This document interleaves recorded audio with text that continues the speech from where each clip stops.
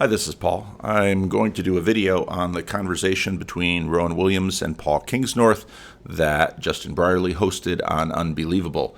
I'm writing a blog post for Justin about this conversation, and I thought doing a commentary before I write the blog post would be helpful because usually the process of doing the commentary sparks a number of thoughts in my mind, which will probably speed up the process of me writing the blog post, especially given that I'm doing it while I'm in Chicago on this meetup tour.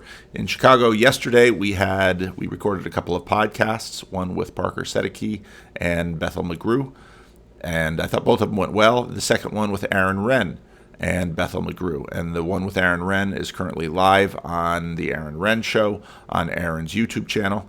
I'm sure he'll put it out on his podcast platform as well. We live streamed it. The one that Parker is doing, Parker usually takes a little bit of time to edit, so his will probably be out soon.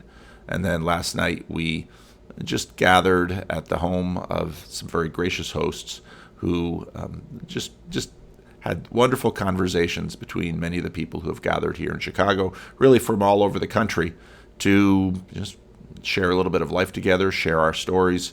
It's really been a terrific gathering of the Chicago meetup and many of the different elements they have. Tonight, I don't know when I'll get to post this. Hotel Wi-Fi takes a little time. Tonight, I'm doing an event hosted by the Chicago meetup at the Elmhurst Christian Reformed Church, where we'll be talking with a Christian Reformed church planter, and Bethel McGrew again about the past, present, and future of apologetics. Part of why I think this is an important conversation and why I was so excited for it is because Paul Kingsnorth and a lot of the attention he's been getting, at least especially obviously in the Orthodox corner of this little corner of the internet, is because Kingsnorth's conversion is very much another example of what I saw happening in the Jordan Peterson movement. I think it very much relates with what I've been talking about in terms of God number one and God number two.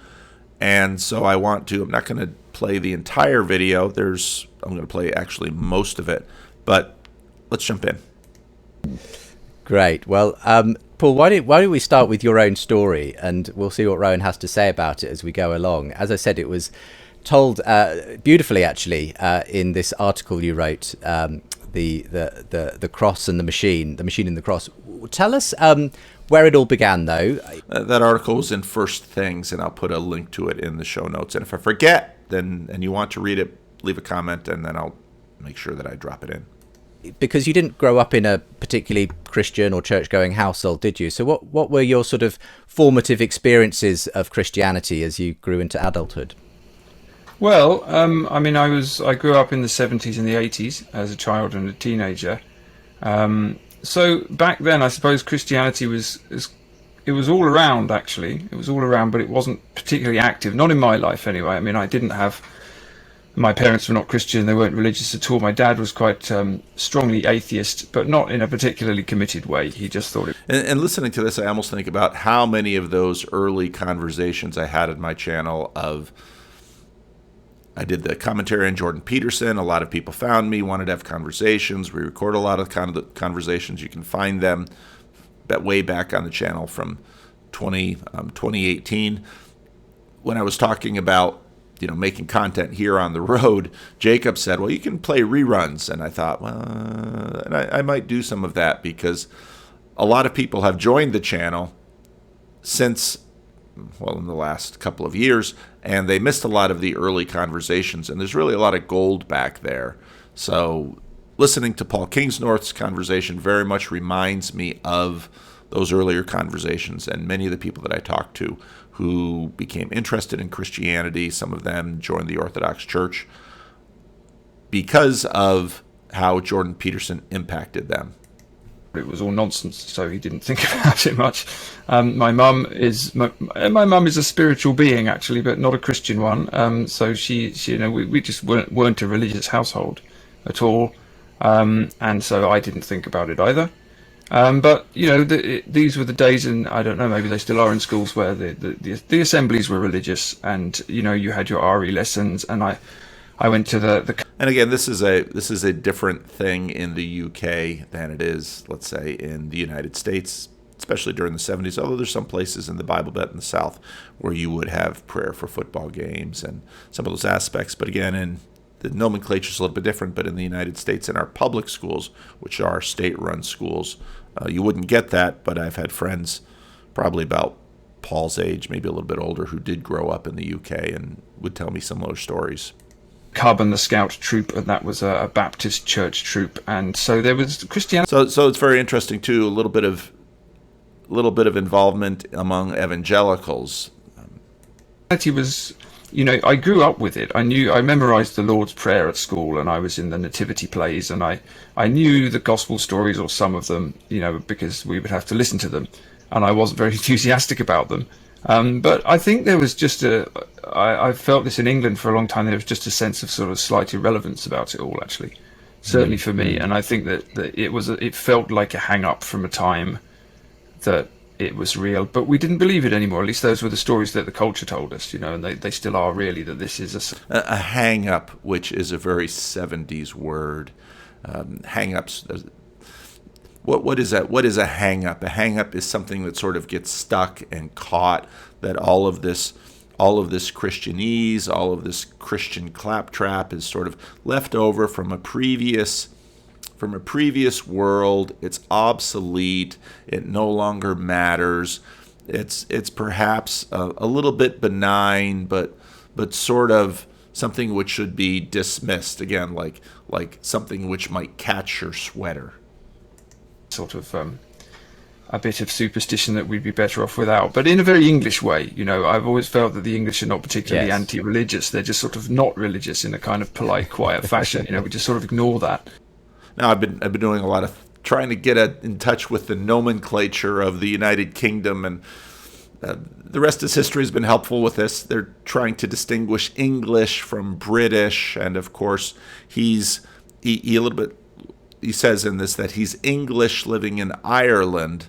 So again, some of the history and nuance between those things, and of course, the Northern Ireland being Anglican or Protestant, in the way that Anglicans are Protestant, and the rest of Ireland being Catholic, and so he's right there in that, and of course, joining C.S. Lewis, who was from Northern Ireland, from Belfast. So Lewis was Irish and English and all the nuances of that, most of which I can't probably hope to really understand fully. Certainly we did then. So that was the background, really. You did have a bit of sort of teenage sort of rebellion. In your article, you talk about defacing the visitors' book of a church and that sort of thing. I'm ashamed to admit this in front of the former Archbishop. I apologise officially. We were really just mucking around. It wasn't an anti-religious rebellion. It was just the sort of stupid thing that teenage boys do. But yes, it sort of went. I suppose it went hand in hand with the sort of back then. Certainly, if you wanted to be a teenage rebel, and I wasn't a particularly rebellious teenager, but intellectually the thing to do was to be an atheist and to say that it was all nonsense.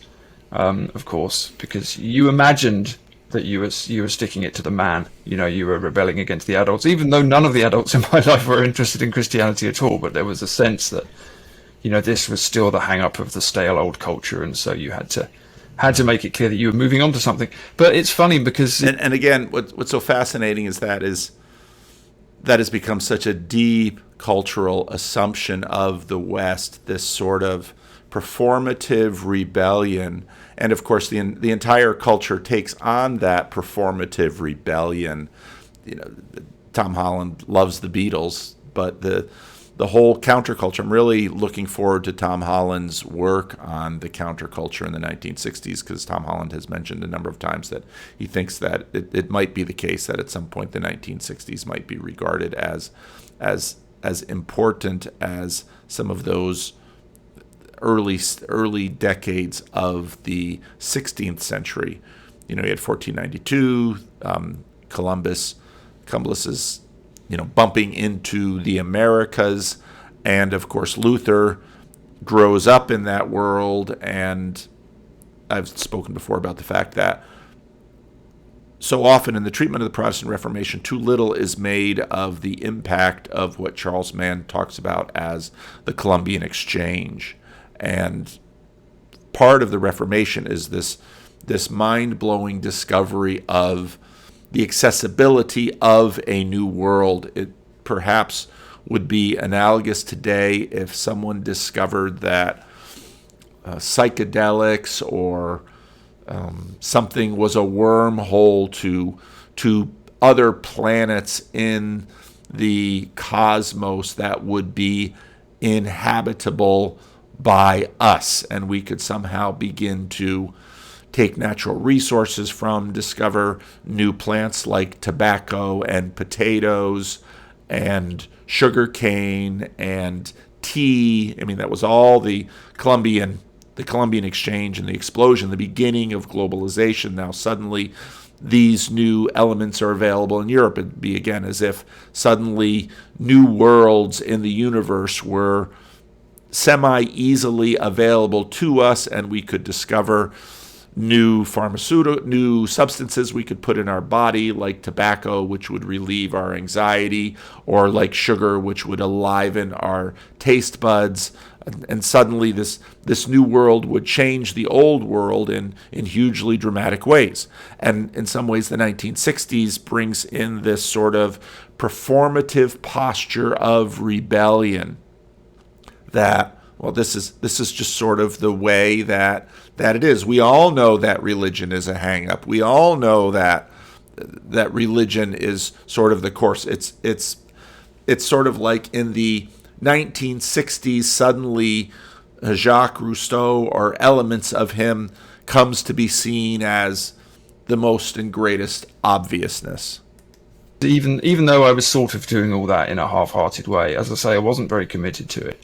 And I wasn't, I might have sort of mocked Christianity or not had much interest in it, but I wasn't ever really much of an atheist. I mean, I did go through a sort of period of a couple of years of trying to be a sort of teenage Richard Dawkins, but it was never very convincing. I didn't really believe it, because at the same time as I was mocking religion, I was a real lover of fantasy literature and a great believer in ghosts and the supernatural and fairies and all of the other sort of almost more, maybe less institutional ways to connect with the divine, actually, funnily enough.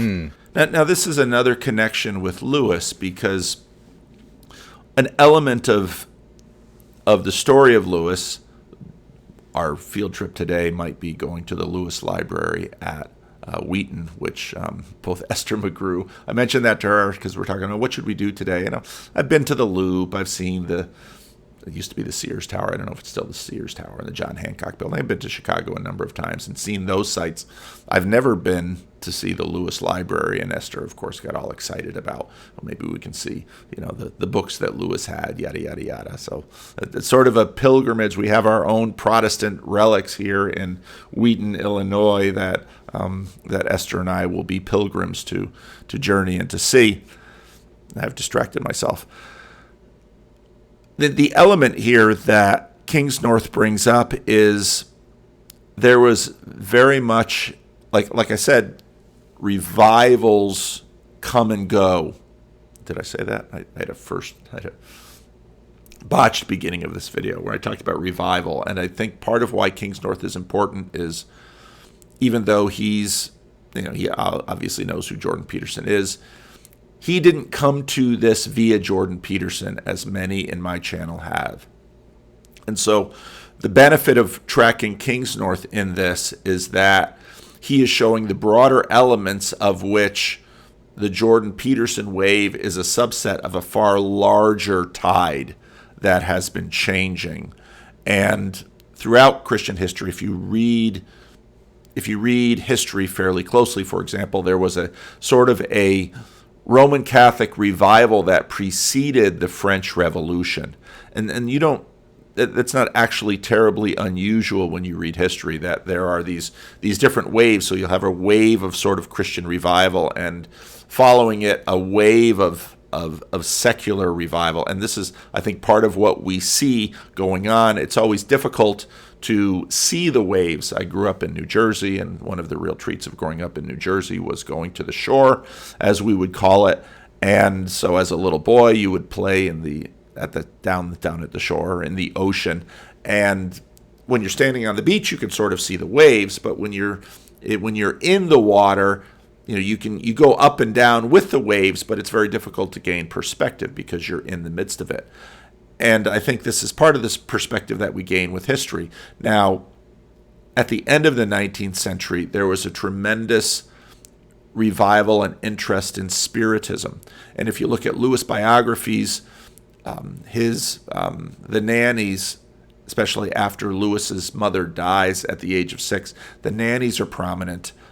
One of his nannies was very much anti-Catholic, and there are some vivid descriptions of her anti-Catholicism. But there was also this sense of seances, and you can find all this stuff at the end of the 19th, beginning of the 20th century. Interest in ghosts, and again, that's an element here. And these interests sort of come up and sort of rise and fall over time. And it's interesting that element comes into this story as well. So there was a sense that religion was as a kind of strange waste of time, or even something dangerous. But I was never one of these people who thought the world was disenchanted, really. I always knew it was enchanted. But I didn't know. And I think part of what happens in that, the vast majority of people who sort of quietly maintain a belief in enchantment. We see this in Clay Rutledge's work, and I've done several videos on his conversation with Jordan Peterson. Clay Rutledge has done a number of conversations, including Paul Anleitner, about this fact that when people leave sort of the well-established religion, it doesn't mean that they sort of become these rationalist automatons. Now, a little bit later in this conversation, Rowan Williams will make some good comments about that sort of rationalism and critiquing that in a similar way to as, let's say, John Vervaeke does and Ian McGilchrist. But this, where was I going with that? It's early for California time. What to do with that? So tell us a But I was never one of these people who thought the world was disenchanted, really. I always... Okay, this is my point. So much of the performative public rationality is sort of socially enforced.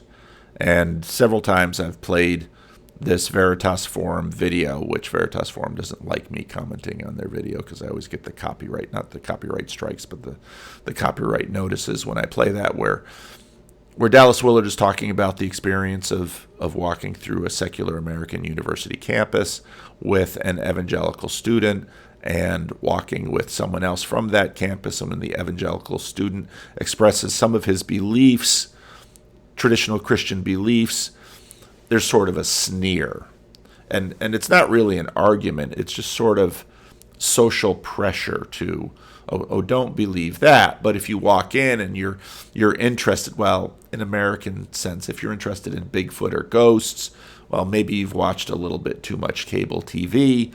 But if you want to talk about the Force or some other elements of an enchanted world, that's a totally different thing. And you see that there's, for all the imagined embrace of rationality, this is in fact not in any way a rational force, but rather simply social pressure.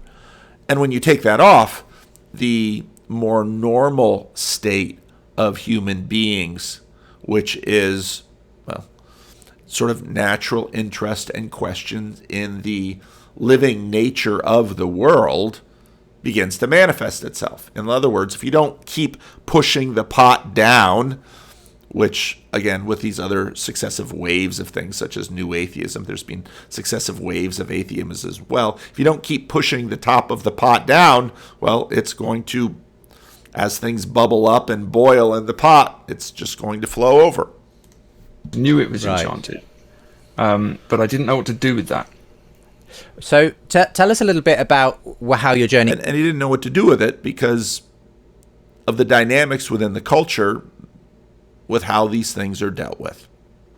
carried on, because obviously you got very involved in the environmental movement, in activism around that, and I suppose you were looking for something that connected with that sort of belief in the kind of the sacredness of Mother Earth and so on. Tell us about sort of some of the ways in which that manifested in your sort of spiritual journey alongside your environmental activism.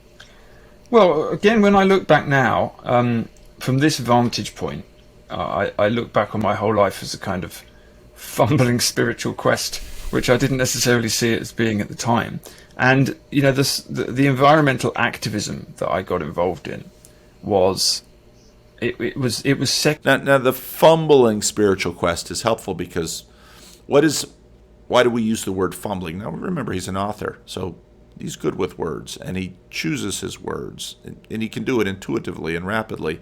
Fumbling is the sense of untrained hands. You're trying to do something, but you don't have the muscle memory. You haven't sort of integrated the ability. And what gets us beyond fumbling? It's practice and training and discipline.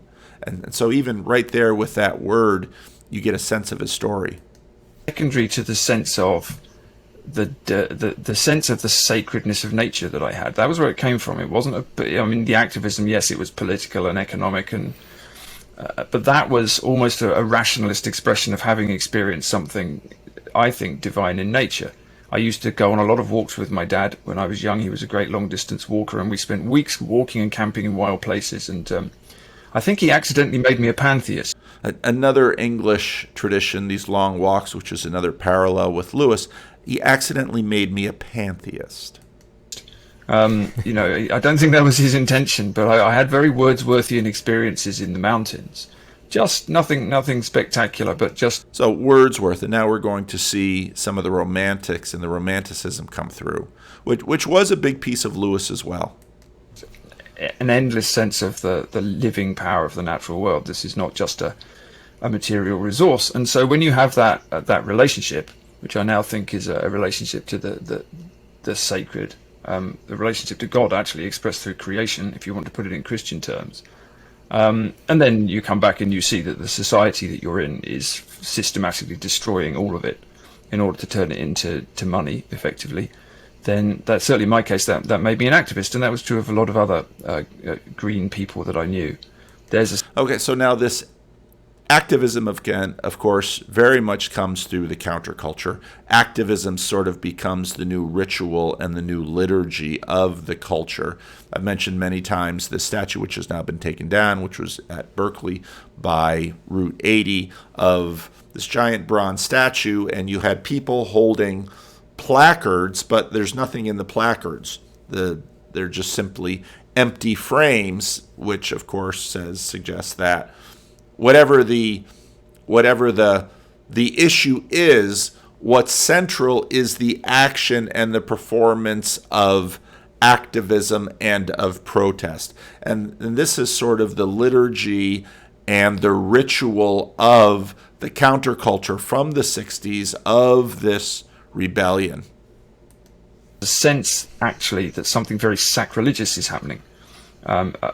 Down below all of the conversations about climate change and carbon and all of this kind of rational level stuff, there's a sense that something really sacrilegious is being done to the living world of which you're a part. And so that was my motivation, even though I wouldn't necessarily have used words like that.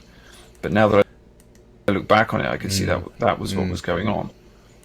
Now, sacred and living, very quickly you have a sense of very experiential things. So there are a couple of, when one of my daughters moved out, she left some plants at the house, and they were hanging on the front porch, and a sparrow came in and decided to nest in it and laid her eggs in it.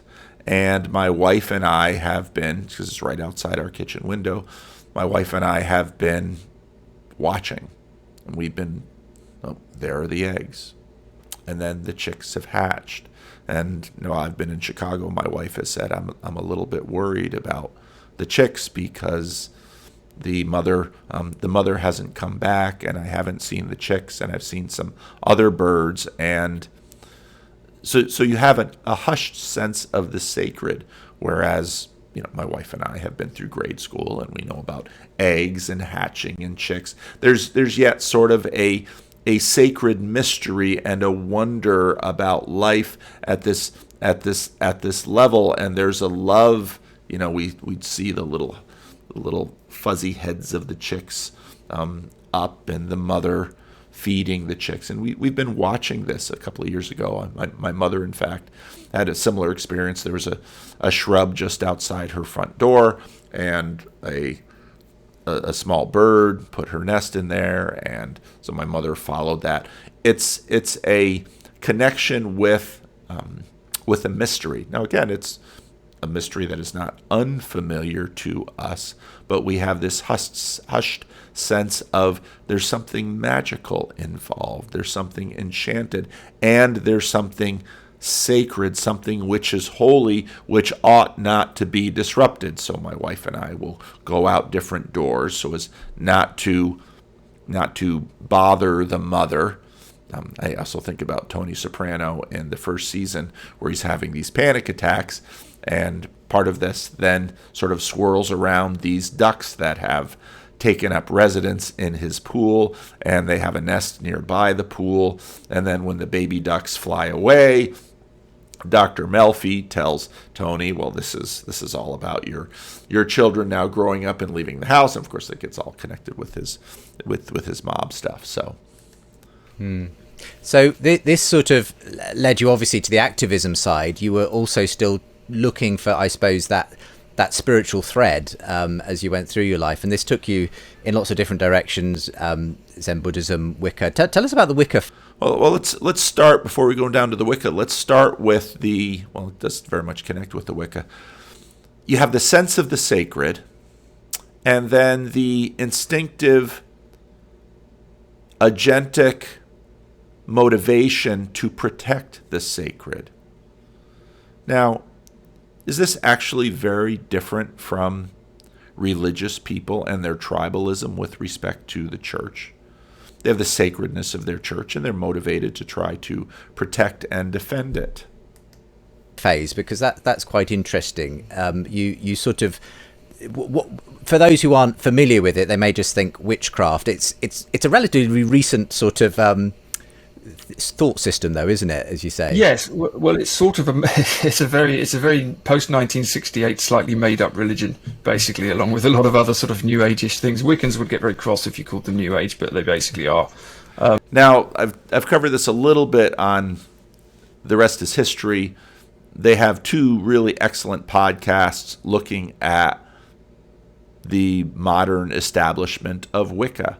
And part of the irony, of course, is that the witches that everyone now seeks to defend from the 17th century, let's say in New England, witches were deeply Christian.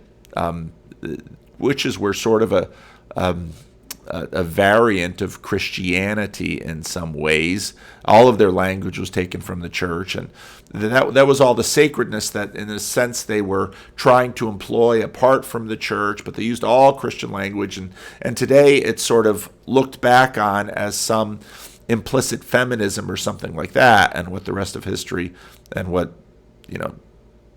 pretty legitimate scholars, and not anti-Wiccan scholars, I might add, did was basically demonstrate that, no, this is all just pretty much made up not very long ago, which pretty much makes them New Age.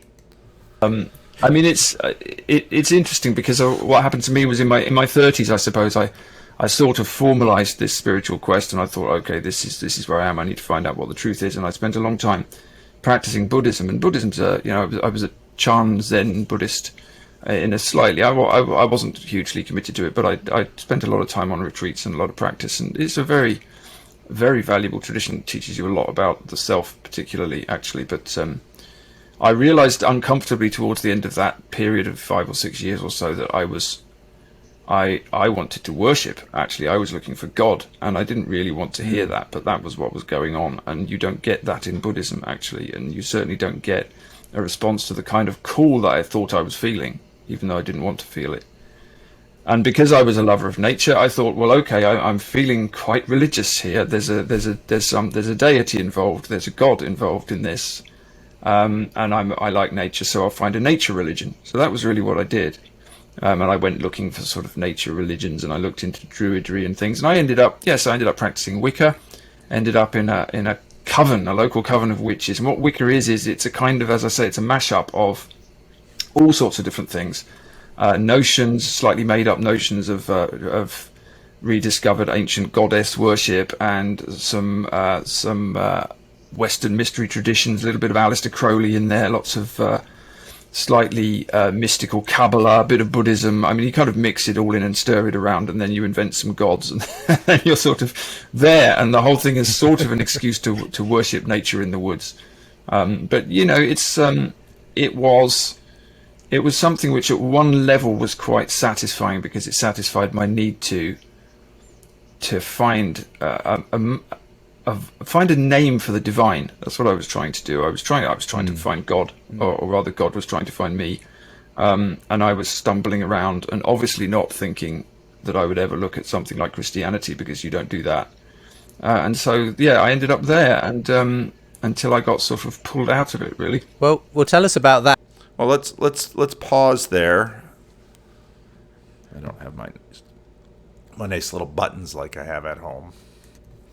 So if you're interested in the rest is history on this, you can look at Halloween and Modern Paganism, where they had Professor Ronald Hutton to explore the history of modern paganism from Wicca to Druids. And this very much fits into that podcast, and I thought it was an excellent treatment. Ronald Hutton's one of the great experts on this subject, in many ways from the inside. So the first part of this video very much lines up with C.S. Lewis's treatment of pantheism, and Lewis doesn't necessarily go into his own story, but it very much fits his own story, both the interest in his growing up years in spiritualism, and then Lewis's interest in Norse mythology and all things northern as a boy, and his resistance to this same kind of religion that seems like some old hang-up. And so from the 1960s counterculture position, it's some old hang-up, but it was seen as some old hang-up all the way for Lewis at the beginning of the 20th century. 11. Christianity and religion. Those who make religion their God will not have God for their religion. Thomas Erskine of Linlathen. Having eliminated the confusions which come from ignoring the relations of thought, imagination, and speech, we may now return to our question. The Christians say that God has done miracles. The modern world, even when it believes in God, and even when it has seen the defenselessness of nature, does not. It thinks God would not do that sort of thing. Have we any reason? Now this defenselessness is exactly part of what brings Kingsnorth in here. That nature is defenseless against us. That we are somehow, this is part of the modern dilemma that really sets up the meaning crisis. We are products of nature, but we are destroying nature, and so we are destroying our own mother, and this sort of initiates the activism. But if you keep following this idea through, you begin to see a lot of the dynamics that Lewis pokes at here, that, well, what does it mean if we're destroying our mother, or in Lewis's sense, our sister? For supposing that the modern world is right. I agree that the sort of God conceived by the popular religion of our own times would almost certainly work no miracles. The question is whether that popular religion is at all likely to be true.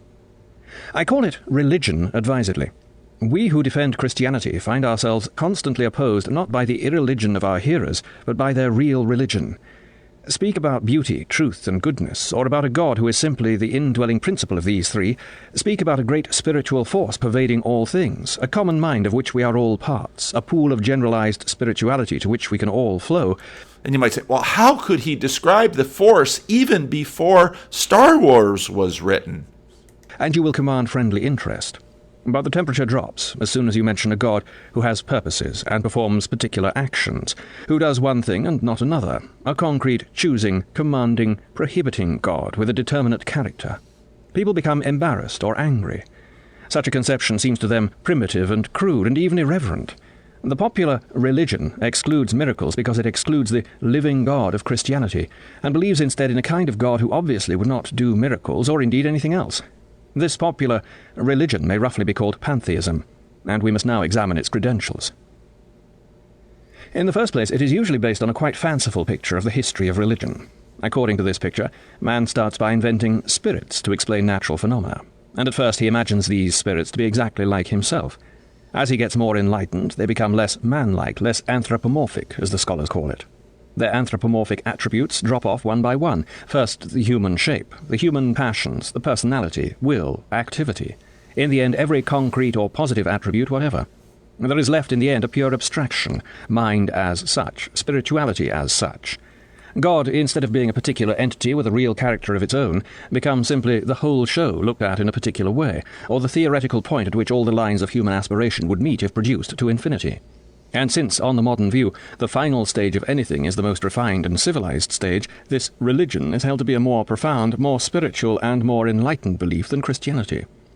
And that, of course, gets brought up in the hang-up. Oh, this is the sweater that gets pulled. And if we didn't have that barb sort of in the world, then we would just flow right into spirituality, spiritual but not religious. Now, this imagined history of religion is not true. Pantheism certainly is, as its advocates would say, congenial to the modern mind. But the fact that a shoe slips on easily does not prove that it is a new shoe, much less that it will keep your feet dry. Pantheism is congenial to our minds not because it is the final stage in a slow process of enlightenment, but because it is almost as old as we are. It may even be the most primitive of all religions, and the orenda of a savage tribe has been interpreted by some to be an all-pervasive spirit. It is immemorial in India. The Greeks rose above it only at their peak, in the thought of Plato and Aristotle. Their successors relapsed into the great pantheistic system of the Stoics. Modern Europe escaped it only while she remained predominantly Christian. With Giordano Bruno and Spinoza it returned. With Hegel it became almost the agreed philosophy of highly educated people, while the more popular pantheism of Wordsworth, Carlyle and Emerson conveyed the same doctrine to those on a slightly lower cultural level. So far from being the final religious refinement, pantheism is in fact the permanent natural bent of the human mind, the permanent ordinary level below which man sometimes sinks, under the influence of priestcraft and superstition, but above which his own unaided efforts can never raise him for very long. And so then you see Kingsnorth's father accidentally making him a pantheism. Well, it's the comfortable shoe. It slips on easily. Platonism and Judaism and Christianity, which has incorporated both, have proved the only things capable of resisting it. It is the attitude into which the human mind automatically falls when left to itself. No wonder we find it congenial. If religion means simply what man says about God and not what God does about man, then pantheism almost is religion. And religion, in that sense, has, in the long run, only one really formidable opponent, namely Christianity. Modern philosophy has rejected Hegel, and modern science started out with no bias in favor of religion, but they have both proved quite powerless to curb the human impulse toward pantheism. And this, again, is part of the reason why this new wave is mounting, because we're sort of reverting back to the mean, and then what's going to flow is exactly what we see flowing. Is nearly as strong today as it was in ancient India or in ancient Rome. Theosophy and the worship of the life force are both forms of it. Even the German worship of racial spirit is only pantheism truncated or whittled down to suit barbarians. Yet, by a strange irony, each new relapse into this immemorial religion is hailed as the last word in novelty and emancipation. And you'll see that in something like Wicca. It's like, oh, okay, well now we're going to take on feminism and all of these new imagined achievements, and now we're going to take them and say, okay, well now we're going to instantiate them in a religion. Now we're going to let the emissary finally formalize and institute all of the things that create this, that are sort of passed away as this barb which hooked the sweater, this hang-up. This native bent of the mind can be paralleled in quite a different field of thought. Men believed in atoms centuries before they had any experimental evidence of their existence. It was apparently natural to do so, and the sort of atoms we naturally believe in are little hard pellets, just like the hard substances we meet in experience, but too small to see. The mind reaches this conception by an easy analogy from grains of sand or of salt. It explains a number of phenomena. And we feel at home with atoms of that sort. We can picture them. The belief would have lasted forever if later science had not been so troublesome as to find out what atoms are really like. The moment it does that, all our mental comfort, all the immediate plausibility and obviousness of the old atomic theory is destroyed. The real atoms turn out to be quite alien from our natural mode of thought. They are not even made of hard stuff, or matter, as the imagination understands matter, at all. They are not simple, but have a structure. They are not all the same, and they are unpicturable. The old atomic theory is in physics what pantheism is in religion, the normal, instinctive guess of the human mind, not utterly wrong, but needing correction. Christian theology and quantum physics are both, by comparison with the first guess, hard, complex, dry, and repellent. The first shock of the object's real nature, breaking in on our spontaneous dreams of what that object ought to be, always has these characteristics. You must not expect Schrödinger to be as plausible as Democritus. He knows too much. You must not expect St. Athanasius to be as plausible as Mr. Bernard Shaw. He also knows too much. The true state of the question is often misunderstood because people compare an adult knowledge of pantheism with a knowledge of Christianity which they acquired in their childhood. They thus get the impression that Christianity gives the obvious account of God, the one that is too easy to be true, while pantheism offers something sublime and mysterious. In reality, it is the other way round. The apparent profundity of pantheism thinly veils a mass of spontaneous picture thinking, and owes its plausibility to that fact. Pantheists and Christians agree that God is present everywhere. Pantheists conclude that he is diffused or concealed in all things, and therefore a universal medium rather than a concrete entity, because their minds are really dominated by the picture of a gas or fluid or space itself. The Christian, on the other hand, deliberately or energy, or the force, rules out such images by saying that God is totally present at every point of space and time, and locally present in none. Again, the pantheists and Christian agree that we are all dependent on God and intimately related to him. But the Christian defines this relation in terms of maker and made, whereas the pantheist, at least of the popular kind, says we are parts of him, or are contained in him. Once more, the picture of a vast extended something which can be divided into areas has crept in. Because of this fatal picture, pantheism concludes that God must be equally present in what we call evil and what we call good, and therefore indifferent to both. Ether permeates the mud and the marble impartially. The Christian has to reply that this is far too simple. God is present in a great many different modes, not present in matter as he is present in man, not present in all men as in some, not present in any other man as in Jesus. Pantheist and Christian also agree that God is superpersonal. The Christian means by this that God has a positive structure which we could never have guessed in advance, any more than a knowledge of squares would have enabled us to guess at a cube. He contains persons, 3 of them, while remaining one God, as a cube contains 6 squares while remaining one solid body. We cannot comprehend such a structure any more than the Flatlanders could comprehend a cube, but we can at least comprehend our incomprehension, and see that if there is something beyond personality, it ought to be incomprehensible in that sort of way. The pantheist, on the other hand, though he may say superpersonal, really conceives God in terms of what is subpersonal, as though the Flatlanders thought a cube existed in fewer dimensions than a square. And you see this, one of my favorite examples of this is in Avatar, where, of course, you have the romantic, natural, large blue creatures from another planet who are worshiping under the tree, and they're connecting and they're tying into the animals where they can ride them. It's all this huge pantheistic thing, but when then finally it comes to fighting the machine invaders, well, what do they cry out? That their God is fighting for them. Well, that means that their God is choosing. And what Lewis points out is that, in fact, for most people, the God of the Force is something that can be wielded by us. When Obi-Wan says to Luke, when he's in the most canonical movie, the first one, use the Force, Luke, and he switches off his computer and gets at his feelings, and that's how he's going to shoot the little bolt to.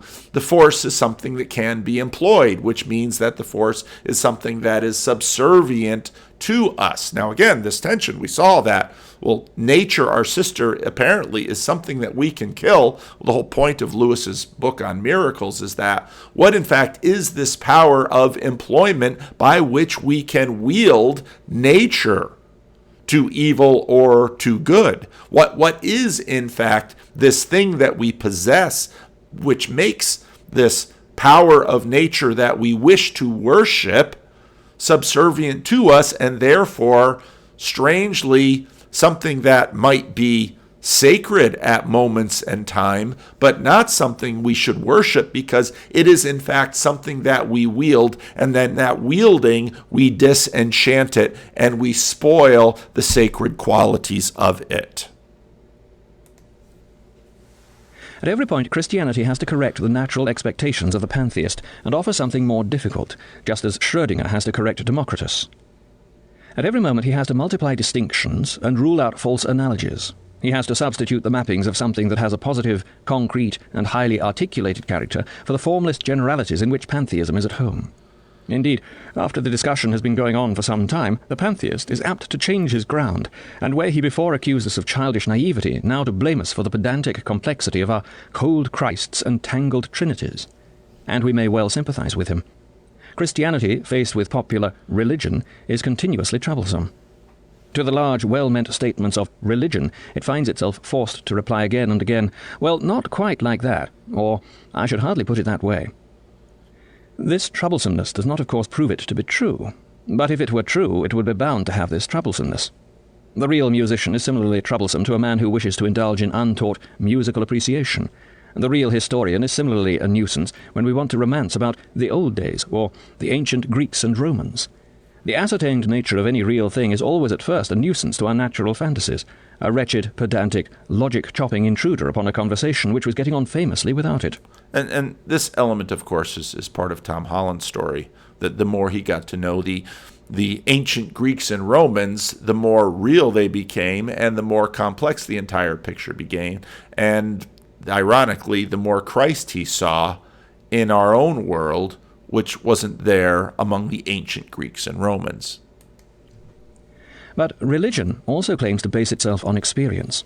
The experiences of the mystics, that ill-defined but popular class, are held to indicate that God is the God of religion rather than of Christianity, that he, or it, is not a concrete being, but being in general, about which nothing can be truly asserted.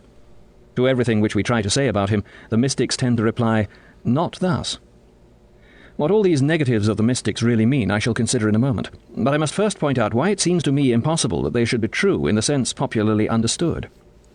It will be agreed that, however they came there, concrete, individual, determinate things do now exist. Things like flamingos, German generals, lovers, sandwiches, pineapples, comets, and kangaroos. These are not mere principles or generalities or theorems, but things, facts, real, resistant existences. One might even say opaque existences, in the sense that each contains something which our intelligence cannot completely digest. Insofar as they illustrate general laws, it can digest them, but then they are never mere illustrations. Above and beyond that, there is in each of them the opaque, brute fact of existence, the fact that it is actually there and is itself. Now this opaque fact, this concreteness, is not in the least accounted for by the laws of nature, or even by the laws of thought. Every law can be reduced to the form, if A, then B. Laws give us only a universe of ifs and ands, not this universe which actually exists. What we know through laws and general principles is a series of connections, but in order for there to be a real universe, the connections must be given something to connect. A torrent of opaque actualities must be fed into the pattern. If God created the world, then he is precisely the source of this torrent, and it alone gives our truest principles anything to be true about. But if God is the ultimate source of all concrete, individual things and events, then God himself must be concrete and individual in the highest degree. Unless the origin of all other things were itself concrete and individual, nothing else could be so, for there is no conceivable means whereby what is abstract or general could itself produce concrete reality. Bookkeeping, continued to all eternity, could never produce one farthing. Meter, of itself, could never produce a poem. Bookkeeping needs something else, namely real money put into the account. And meter needs something else, real words fed into it by a poet, before any income or any poem can exist. If anything is to exist at all, then the original thing must be not a principle, nor a generality, much less an ideal or a value, but an utterly concrete fact. Probably no thinking person would, in so many words, deny that God is concrete and individual. But not all thinking people, and certainly not all who believe in religion, keep this truth steadily before their minds. We must beware, as Professor Whitehead says, of paying God ill-judged metaphysical compliments. We say that God is infinite, in the sense that his knowledge and power extend not to some things, but to all. This is true. But if by using the word infinite we encourage ourselves to think of him as a formless everything about whom nothing in particular and everything in general is true, then it would be better to drop that word altogether. let us dare to say that God is a particular thing. Once he was the only thing, but he is creative. He made other things to be. He is not those other things. He is not universal being. If he were, there would be no creatures, for a generality can make nothing. He is absolute being, or rather the absolute being, in the sense that he alone exists in his own right. But there are things which God is not. In that sense he has a determinate character. Thus he is righteous, not amoral. Now this will get a little bit into where Rowan Williams will take it. Well, maybe we should jump back to the video. In a way, going from Wicca to Christianity, sounds quite dramatic. And in a way, there was a sort of one or two penny dropping moments, I think, along the way where you yourself were surprised at this journey you were going on. Well, again, I think now, when I look back at Wicca, I see Wicca as a Christian heresy, actually, weirdly enough. And I see a lot of New Age stuff as a bit of a Christian heresy, because it's firstly, I mean, in terms of the way that Wiccans actually do their ceremonies, there's a lot of playing around with bread and wine and altars and all sorts of things like that. And they would be very cross if you told them that they were satirizing Christianity, but they are.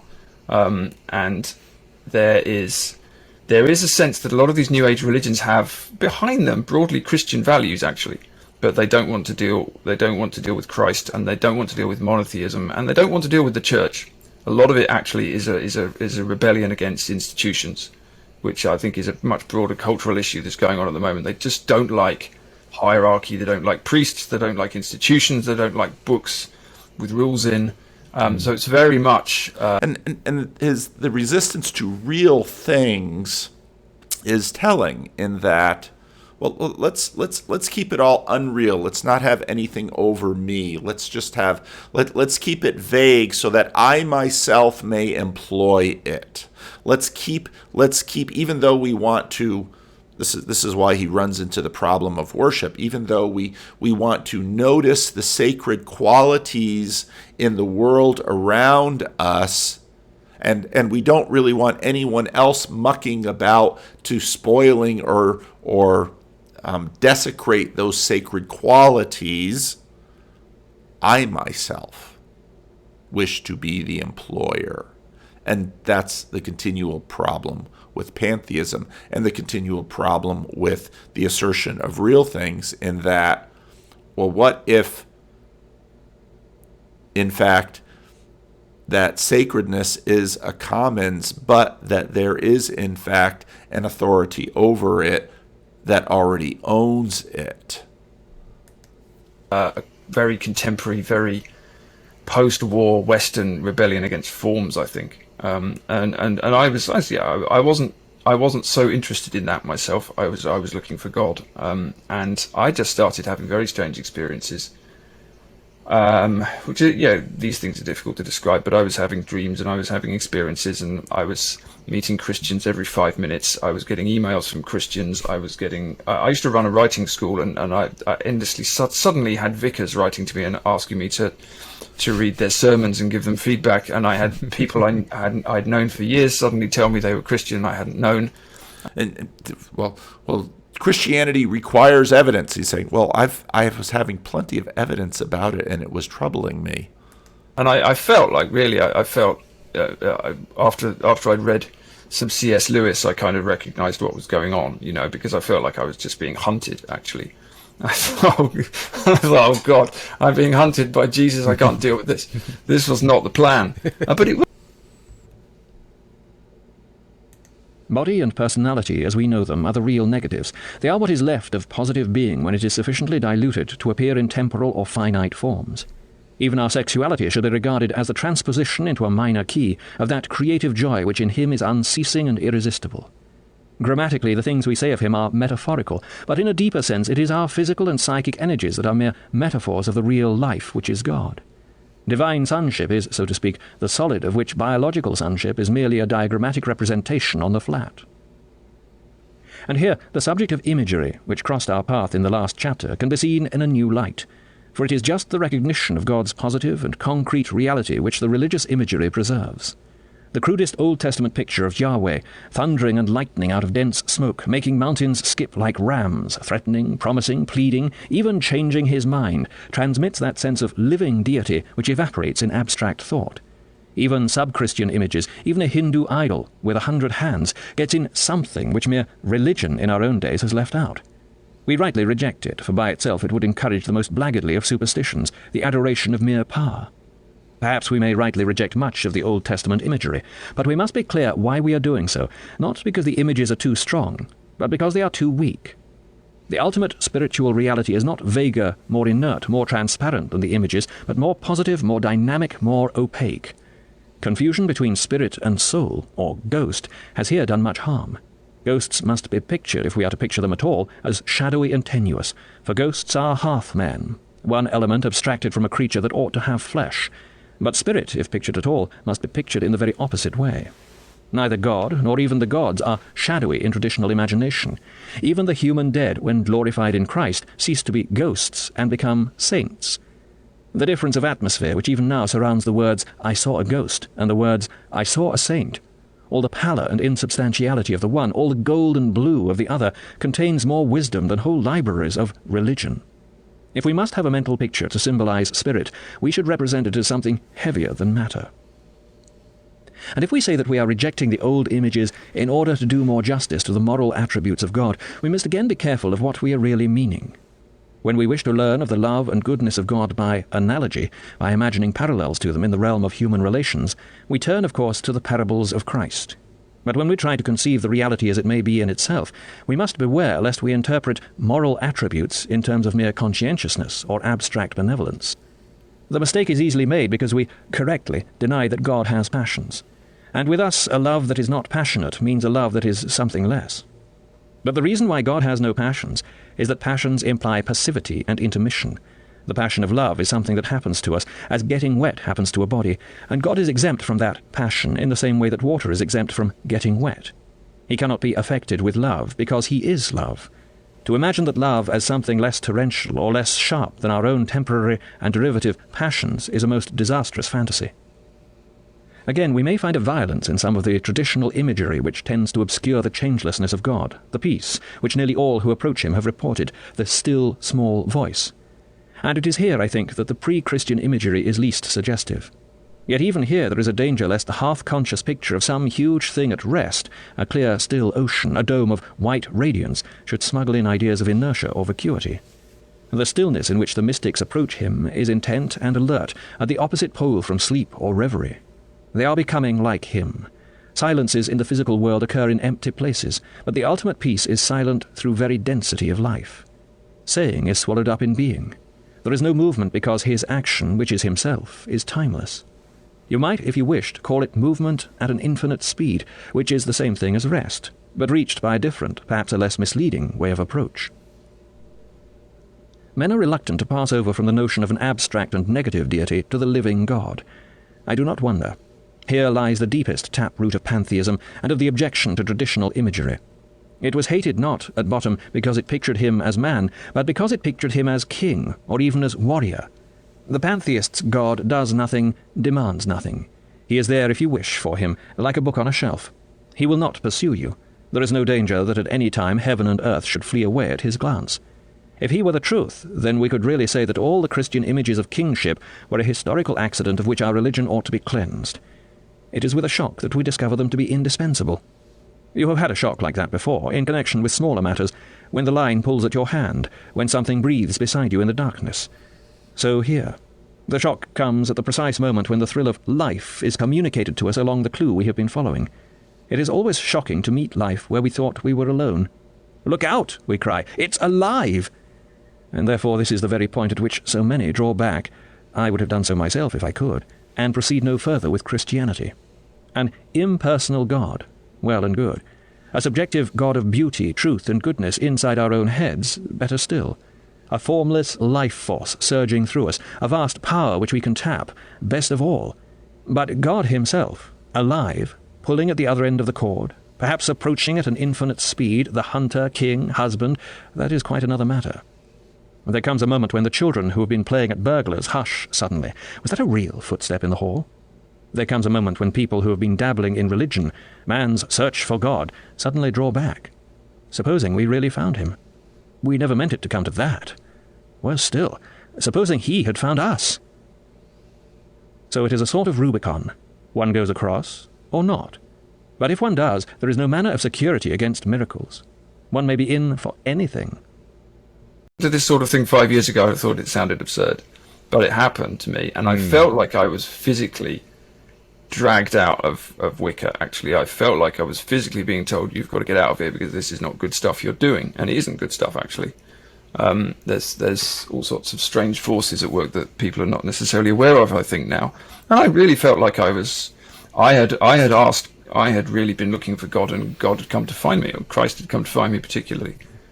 And one of the reasons I thought that this was true, apart from the fact that it wouldn't stop, was that I didn't want it to be true. Interestingly, I'd gone looking for Buddhism, and I'd gone looking for Wicca because I thought they fitted with how I saw the world, but I didn't think Christianity fitted with how I saw the world at all, and I didn't want to be Christian. And eventually I just basically had to accept that this was happening and give into it and see where it took me, because I'd asked for it, so now I had to deal with the consequences. And your wife had, in a sort of funny way, prophesied it, I think, over a meal or something. You tell this story that she said, she did, actually. You're going to become a Christian.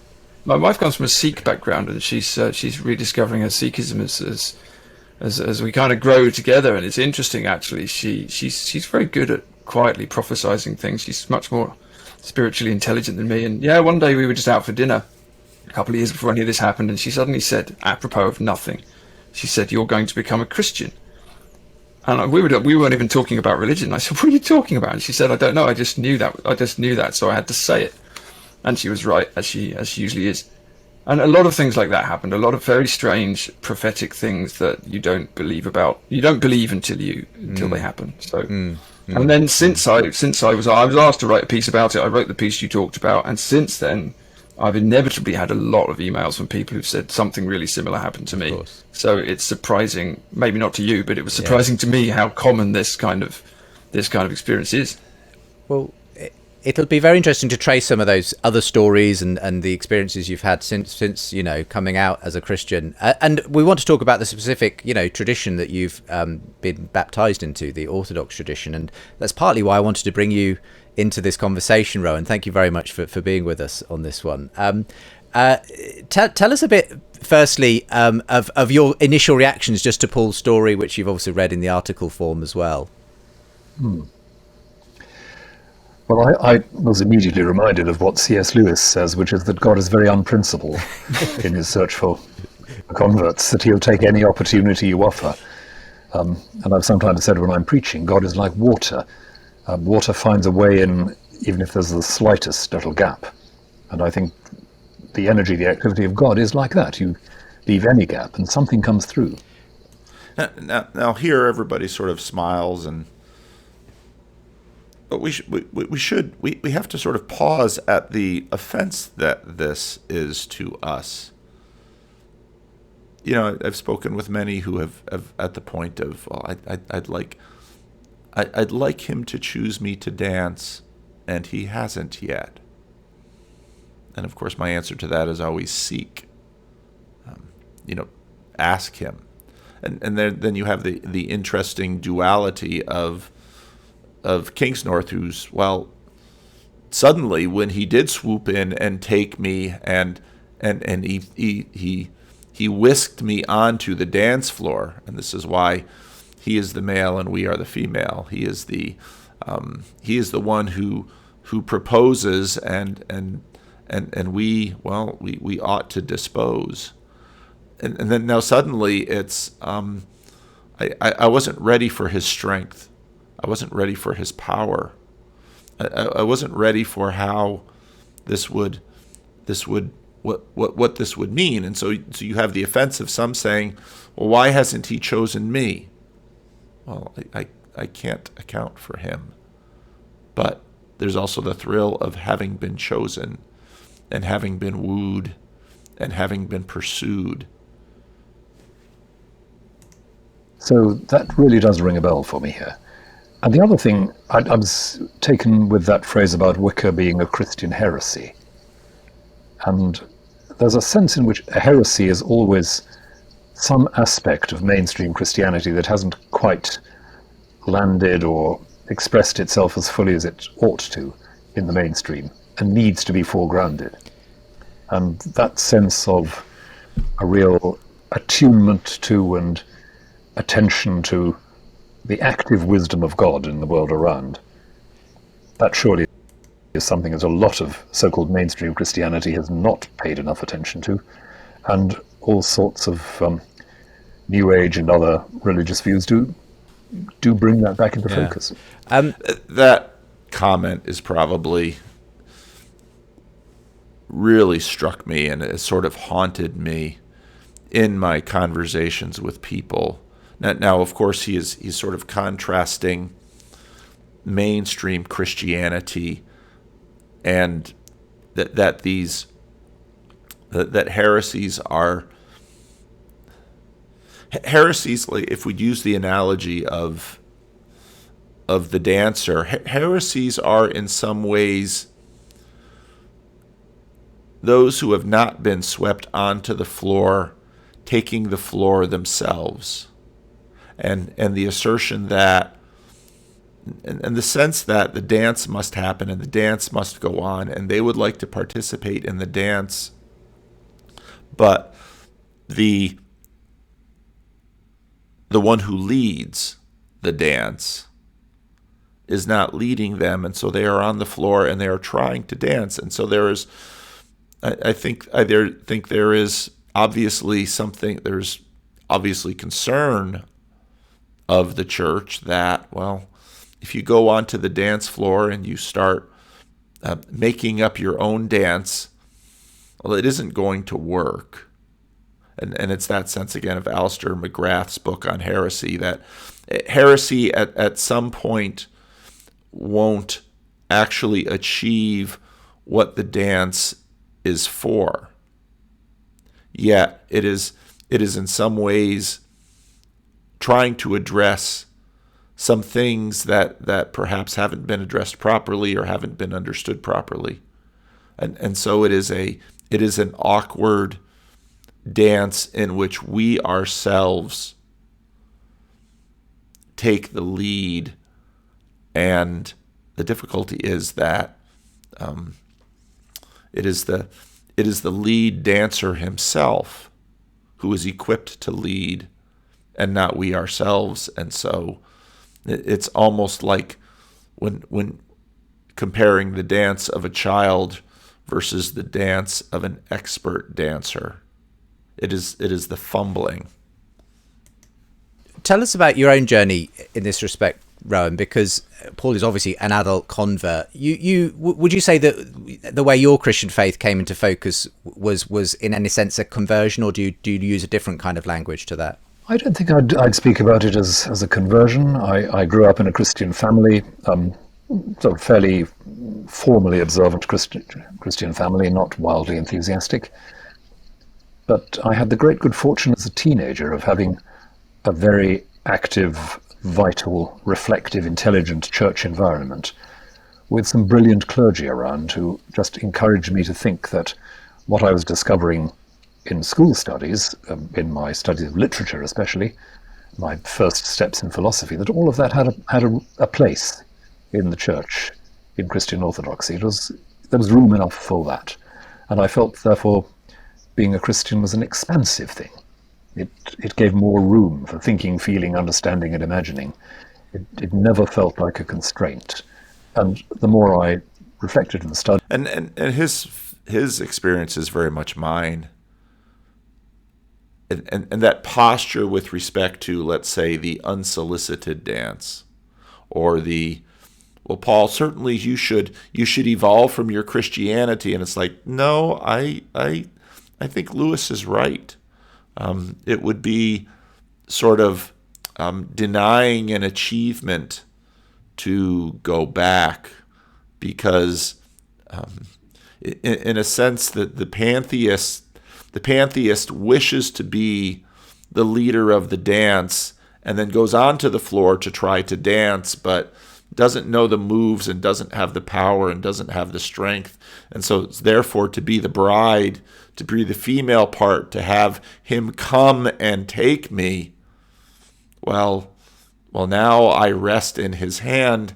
And it's almost like saying, well, if you would move out without him, then you could be stronger. But it is me saying, but I have felt his strength, and I know my own, and I know that if I go with him, then I go with the king, the warrior, the husband, the one who dips me, because all of my attempts to dip another, I can't hold them the way he holds me. Studied, the more that felt true.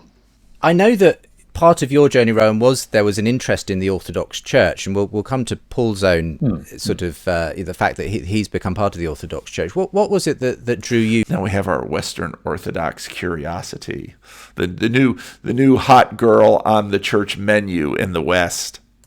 To that particular tradition initially? As much as anything, it was a sense of the complete integration of thinking and worshipping. It was the sense that you weren't thinking up ideas and then, as it were, doing visual aids for them in worship. It wasn't that you found yourself swept up in ecstatic worship and had to find some sort of justification for it. The two just went hand in hand. And when I first started reading about the Orthodox Church, experiencing a little bit of Orthodox worship, studying the history of it, I could see that integrity was there, that worship was a way of thinking, thinking was a way of worship.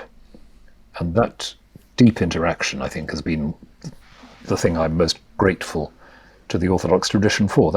That's I think, what I most deeply learned from it. Paul, why did you become attracted in the end then to the Orthodox tradition specifically? Well, there's the rational answer and the irrational one, and the irrational one is more important as usual, which is that when I became a Christian, I spent a while trying to be a sort of Christian on my own, because again, I was still slightly resisting the notion that I was going to be part of a church or part of a wider group, and I've always been somebody who doesn't like joining things. I'm very bad at joining things. I kind of mask my social awkwardness as politics in that regard. So I've never been a joiner. But I thought... And again, this is so deeply common after the counterculture. And you see this in Bowling Alone. Not only did we stop joining things, we resisted organizations and we resisted institutions. And this is just completely endemic. I want to lead the dance. I want to be in charge. And once you join something, you're now a member of it. And part of the problem is, again, you can read Lewis's piece on membership, because we think of membership as something. I have a Costco membership, which basically, because I pay a certain amount each year, I can shop at Costco and save money on other things. So there's sort of a commercial exchange, but membership is participation in a body, and it's participation that both requires submission to the body. My hand must submit to wherever the feet and legs take it, but yet my hand has power because of the feet and legs that it would not have without the feet and legs, by virtue of where the feet and legs take it. And so it's much more a member of its participation that affords and enables. But this is the fear of the hand wants to sort of scuttle around on the pavement, not understanding what feet and legs can do for it. In the end, the reading I did and the listening to people and talking to people, I thought, well, look, I need to be in a church, clearly. It's difficult to be a Christian without doing that. But then which church? I'm English. I live in Ireland. I've never been in a church. I don't know which is the real church. I don't know where I should be. What am I supposed to do? And this is where so many have. I mean, when Rick first came to Living Stones, I'd never been in a church before. He saw me on YouTube. I'm here in Sacramento. Here's my little Jordan Peterson poster. Where do we go from here? And we learned to dance. Do here. And so I spent a long time actually visiting churches, sitting in churches, reading about churches, but I was also praying a lot, actually, and I actually just said, look, please send me a priest. Please send me... Now notice that, and for those of you who say, well, I sort of want it now, but I haven't been swept onto the dance floor. Well, ask, knock, seek. And you say, well, I've been doing that and it hasn't happened yet. Yeah, it hasn't happened yet. Well, so what you do is when you're standing along the edges of the dance floor as the wallflower, waiting, hoping, well, there's an anticipation and a thrill of that. There'll be complexities when you're swept onto the dance floor, plenty. And as Kingsnorth himself says, I'm still in my giddy new excitement phase, and there will be things that you don't like about what's going on. But this is the journey. To a church, show me where to go, and I said that a lot. And then quite soon after I started doing that, the first Orthodox monastery in Ireland opened near me. It's very small, it's very new. And it's a very wonderful place, and I sort of plucked up the courage to ask if I could go along to a liturgy. It's a Romanian monastery, but there are non-Romanian people who go along as well, and the liturgy is partly Romanian, partly English, a little bit of Irish. And I just went along, and I was really very just swept up by the liturgy, actually, even though I didn't understand most of the language of it. It was an astonishing experience, and as Rowan says, the kind of... the integration of all the senses is so strong in the Orthodox tradition. It's not a matter of your intellectual engagement or not just that. It's everything.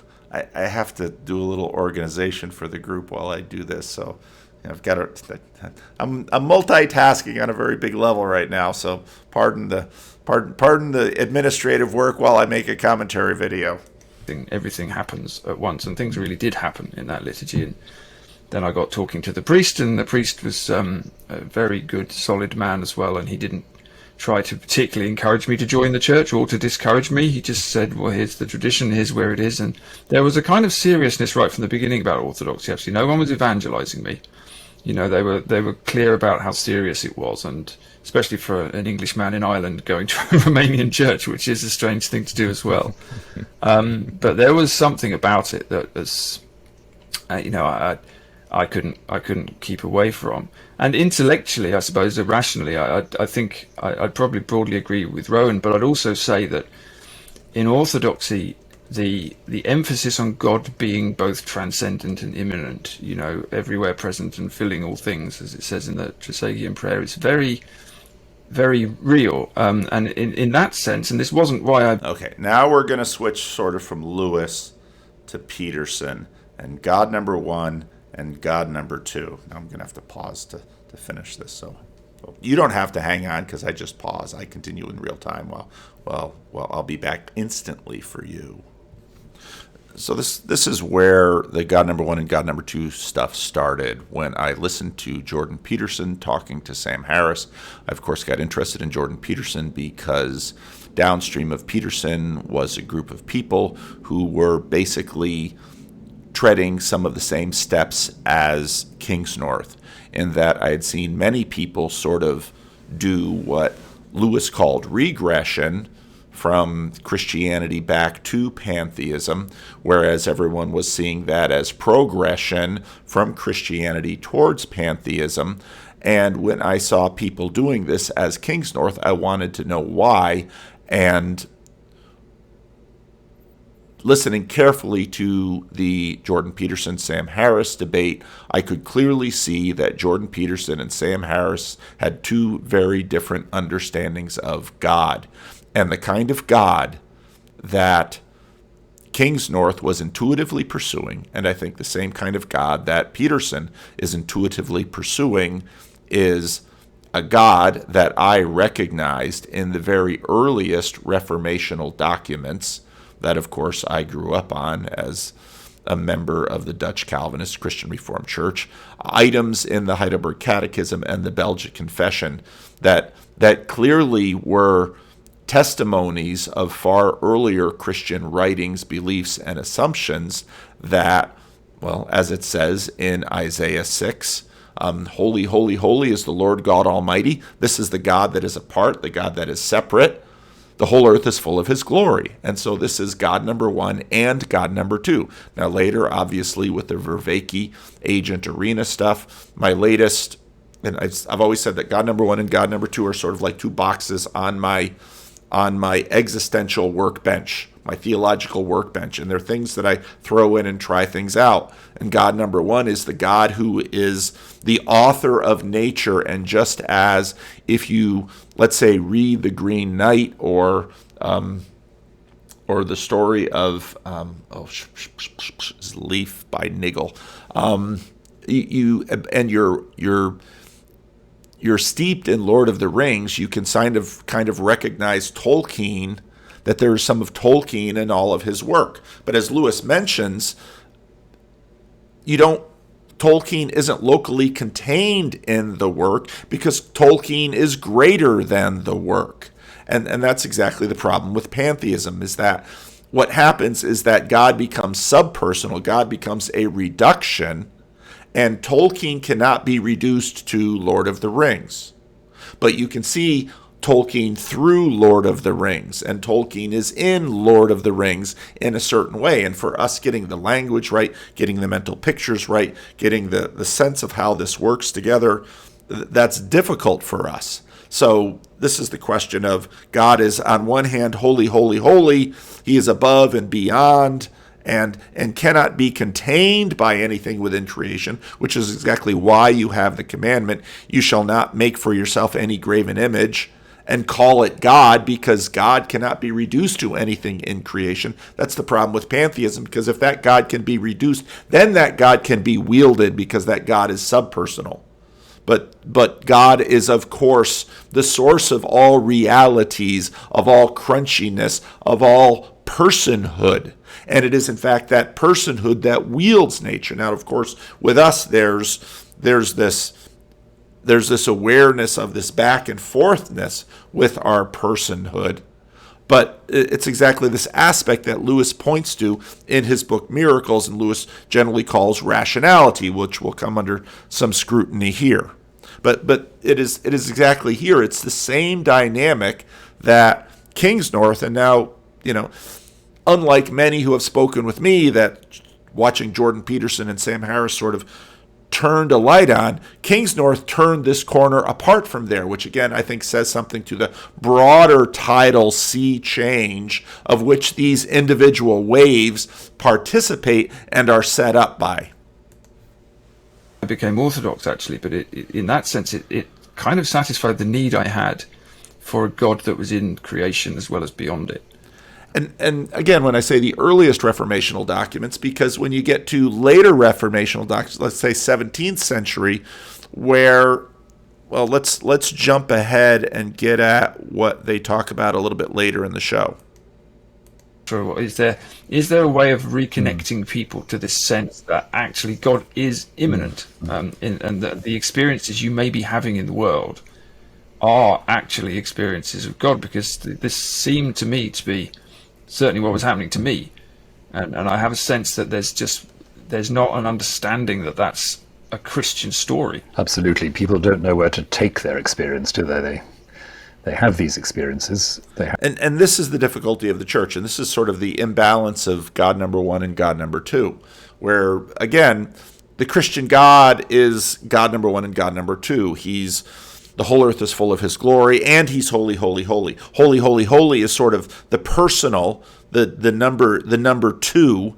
It's the agent, and the whole earth is full of his glory is the arena. But now when we look at it, we always see the agent as small and the arena as large. But for God, of course, he is the arenic God, and he is the agentic God, and the fact that he is both, whereas we can be arenic sometimes, and we are clearly agentic. The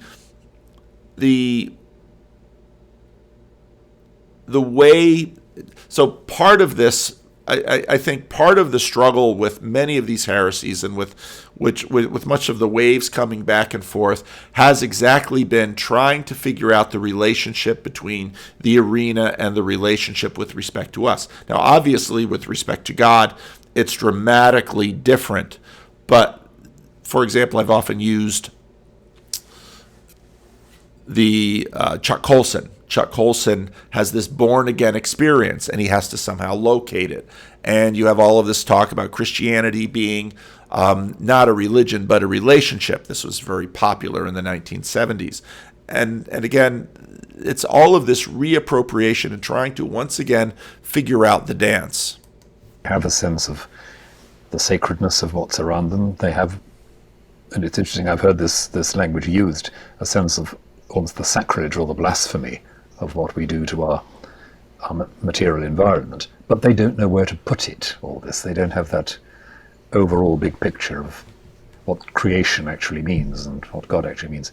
I suppose it comes into existence partly because one of in the Western Christian world especially, one of the most seminal and important periods in the life of the Western Church is the 16th, 17th century, the Reformation upheaval, which of course coincides with one of the great intellectual upheavals of Western history, where the scientific worldview begins to get traction.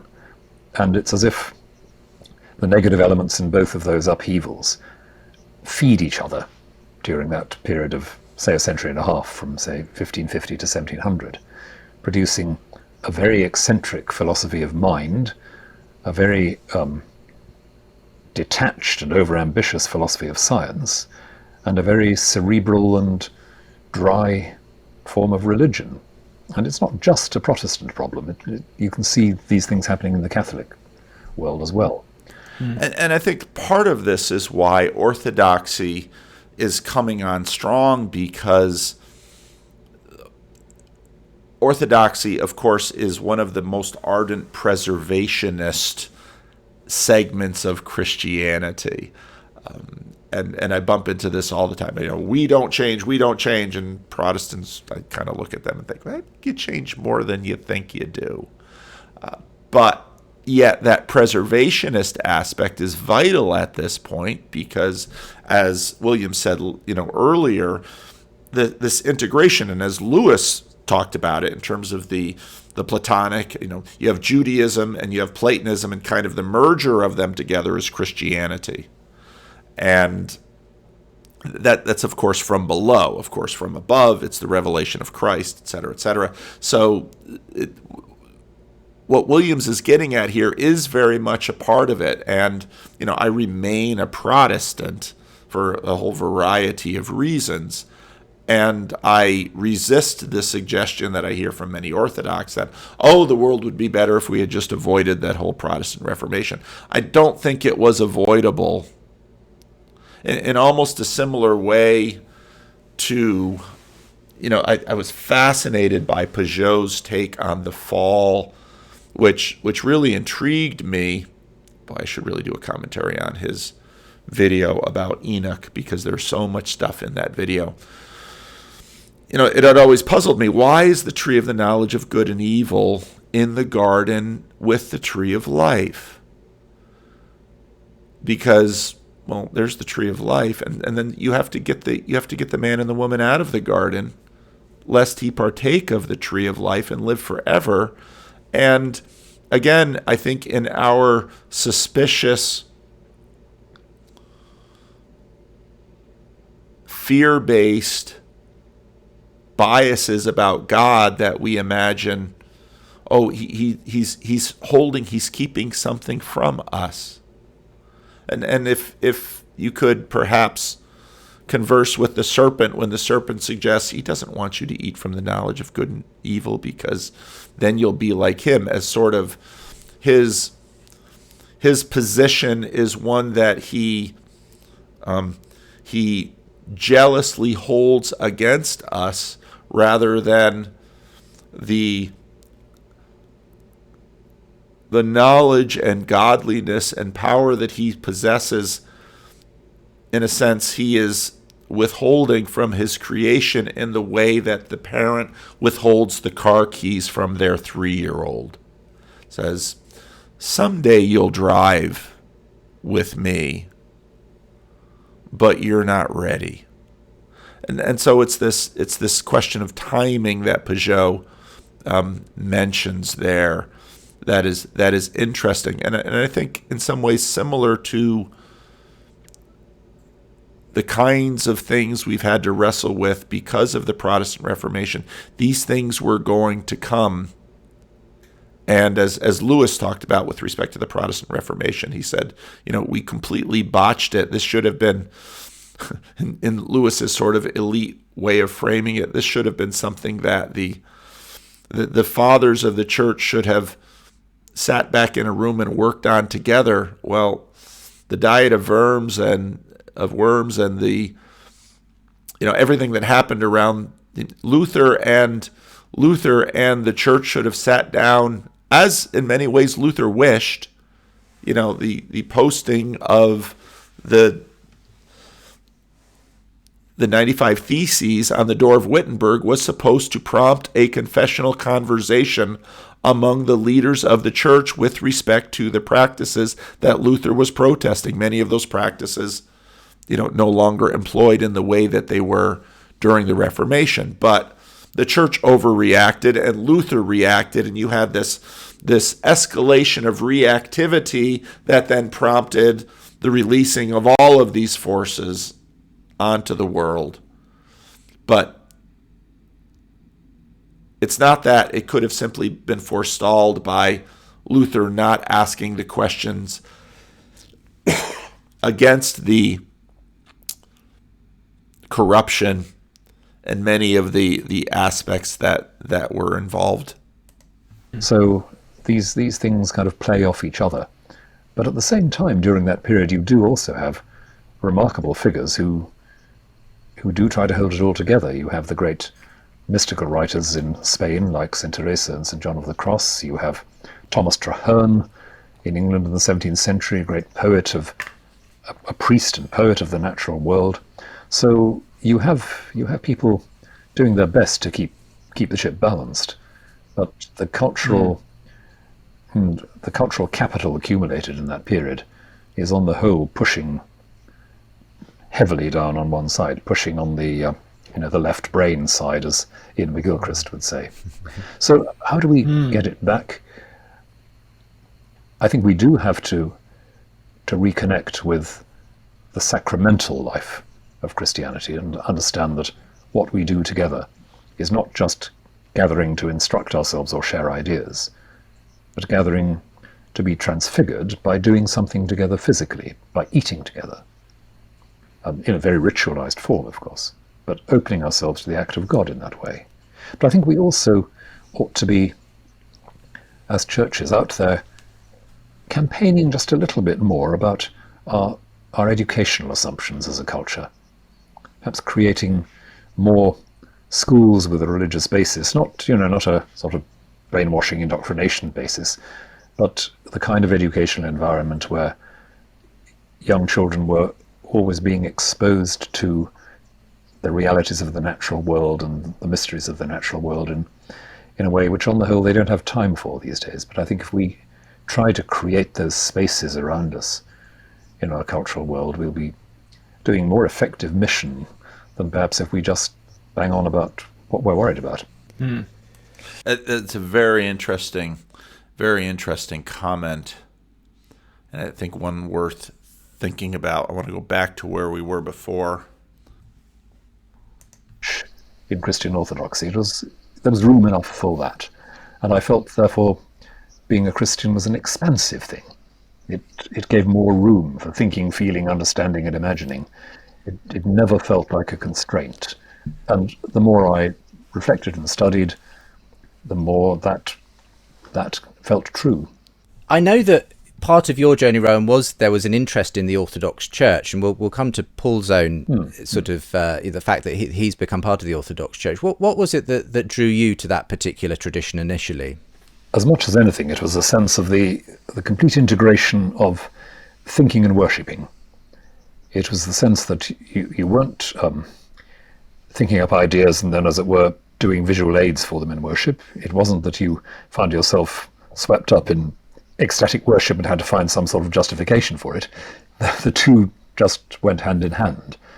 And when I first started reading about the Orthodox Church, experiencing a little bit of Orthodox worship, studying the history of it, I could see that integrity was there, that worship was a way of thinking, thinking was a way of worship.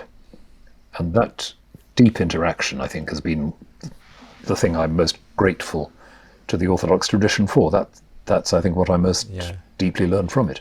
Paul, why did you become attracted in the end then to the Orthodox tradition specifically? Well, there's the rational answer and the irrational one, and the irrational one is more important, as usual, which is that when I became a Christian, I spent a while trying to be a sort of Christian on my own, because, again, I was still slightly resisting the notion that I was going to be part of a church or part of a wider group, and I've always been somebody who doesn't like joining things. I'm very bad at joining things. I kind of mask my social awkwardness as politics in that regard. So I've never been a joiner. But I thought in the end, the reading I did and the listening to people and talking to people, I thought, well, look, I need to be in a church, clearly. It's difficult to be a Christian without doing that. But then which church? I'm English. I live in Ireland. I've never been in a church. I don't know which is the real church. I don't know where I should be. What am I supposed to do here? And again, this is so typical right now of so many people that have been divorced from this entire world, and so now they have to discover it. And so I spent a long time actually visiting churches, sitting in churches, reading about churches, but I was also praying a lot, actually, and I actually just said, look, please send me a priest. Please send me to a church. Show me where to go. And I said that a lot, and then quite soon after I started doing that, the first Orthodox monastery in Ireland opened near me. It's very small, it's very new. And it's a very wonderful place, and I sort of plucked up the courage to ask if I could go along to a liturgy. It's a Romanian monastery, but there are non-Romanian people who go along as well, and the liturgy is partly Romanian, partly English, a little bit of Irish, and I just went along, and I was really very just swept up by the liturgy, actually, even though I didn't understand most of the language of it. It was an astonishing experience, and as Rowan says, the kind of the integration. This enchantment, again, is interesting as I talk to people in North America who are now fascinated by the Latin liturgy of the Catholic Church. And again, I've lived long enough to have at least heard whispers of, oh, this Catholic liturgy no one would know. And then, of course, it passes into the vernacular, and now, oh, it's the enchantment. I wish to be swept onto the dance floor by the husband. Of all the senses is so strong in the Orthodox tradition. You know, it's not a matter of your intellectual engagement or not just that. It's everything. Everything happens at once, and things really did happen in that liturgy. And then I got talking to the priest, and the priest was a very good, solid man as well, and he didn't try to particularly encourage me to join the church or to discourage me. He just said, well, here's the tradition, here's where it is. And there was a kind of seriousness right from the beginning about Orthodoxy. Actually, no one was evangelizing me. You know, they were clear about how serious it was, and especially for an Englishman in Ireland going to a Romanian church, which is a strange thing to do as well. Now, this little dynamic is interesting too. There's a seriousness about it. No one was trying to evangelize me, and this again is a sense of this. There's no respect for a quivering mass of availability. If you really have something, then I will have to come to you. And this also sort of aligns with the idea of enchantment. If it has to be something above and beyond my power. But there was something about it that was, I couldn't keep away from. And intellectually, I suppose, irrationally, I think I'd probably broadly agree with Rowan, but I'd also say that in Orthodoxy, the emphasis on God being both transcendent and immanent, you know, everywhere present and filling all things, as it says in the Trisagion prayer, is very very real. And in that sense, and this wasn't why I became Orthodox actually, but in that sense, it kind of satisfied the need I had for a God that was in creation as well as beyond it. Because I think that was always the notion that I... God number one, the whole earth is full of his glory. God number two, he's above it. Both, right there. God number one and God number two. Had when I was young, which was wrong actually, but it's the cliche about Christianity that God is sort of a somewhere else, and it's not actually the case, but it's what God as the super thing in the sky. And there's this song that comes out of the 1970s. I've played it before. He's everything to me. I remember singing this came into churches. A God who's out there, who lives away. Now I walk with him every day. I mean, it's exactly the same thing. I think I've played this before on the channel a while ago. But whenever I hear this, God number one and God number two, I'll find the song. People think. The search got even more interesting. He's Everything to Me by Ralph Carmichael. In the stars his handiwork I see. On the wind he speaks with majesty. He ruleth over, the ruleth, again bringing back some of that archaic language. He ruleth over land and sea. What is that to me? So, this is very much a wrestling with God number one and God number two. I will celebrate nativity, for it has a place in history. So now you're bringing in history. I'm sure he came to set his people free. What is that to me? Till by faith I met him face to face. And some of you sing the song know what comes after. It's kind of campy, but there it is.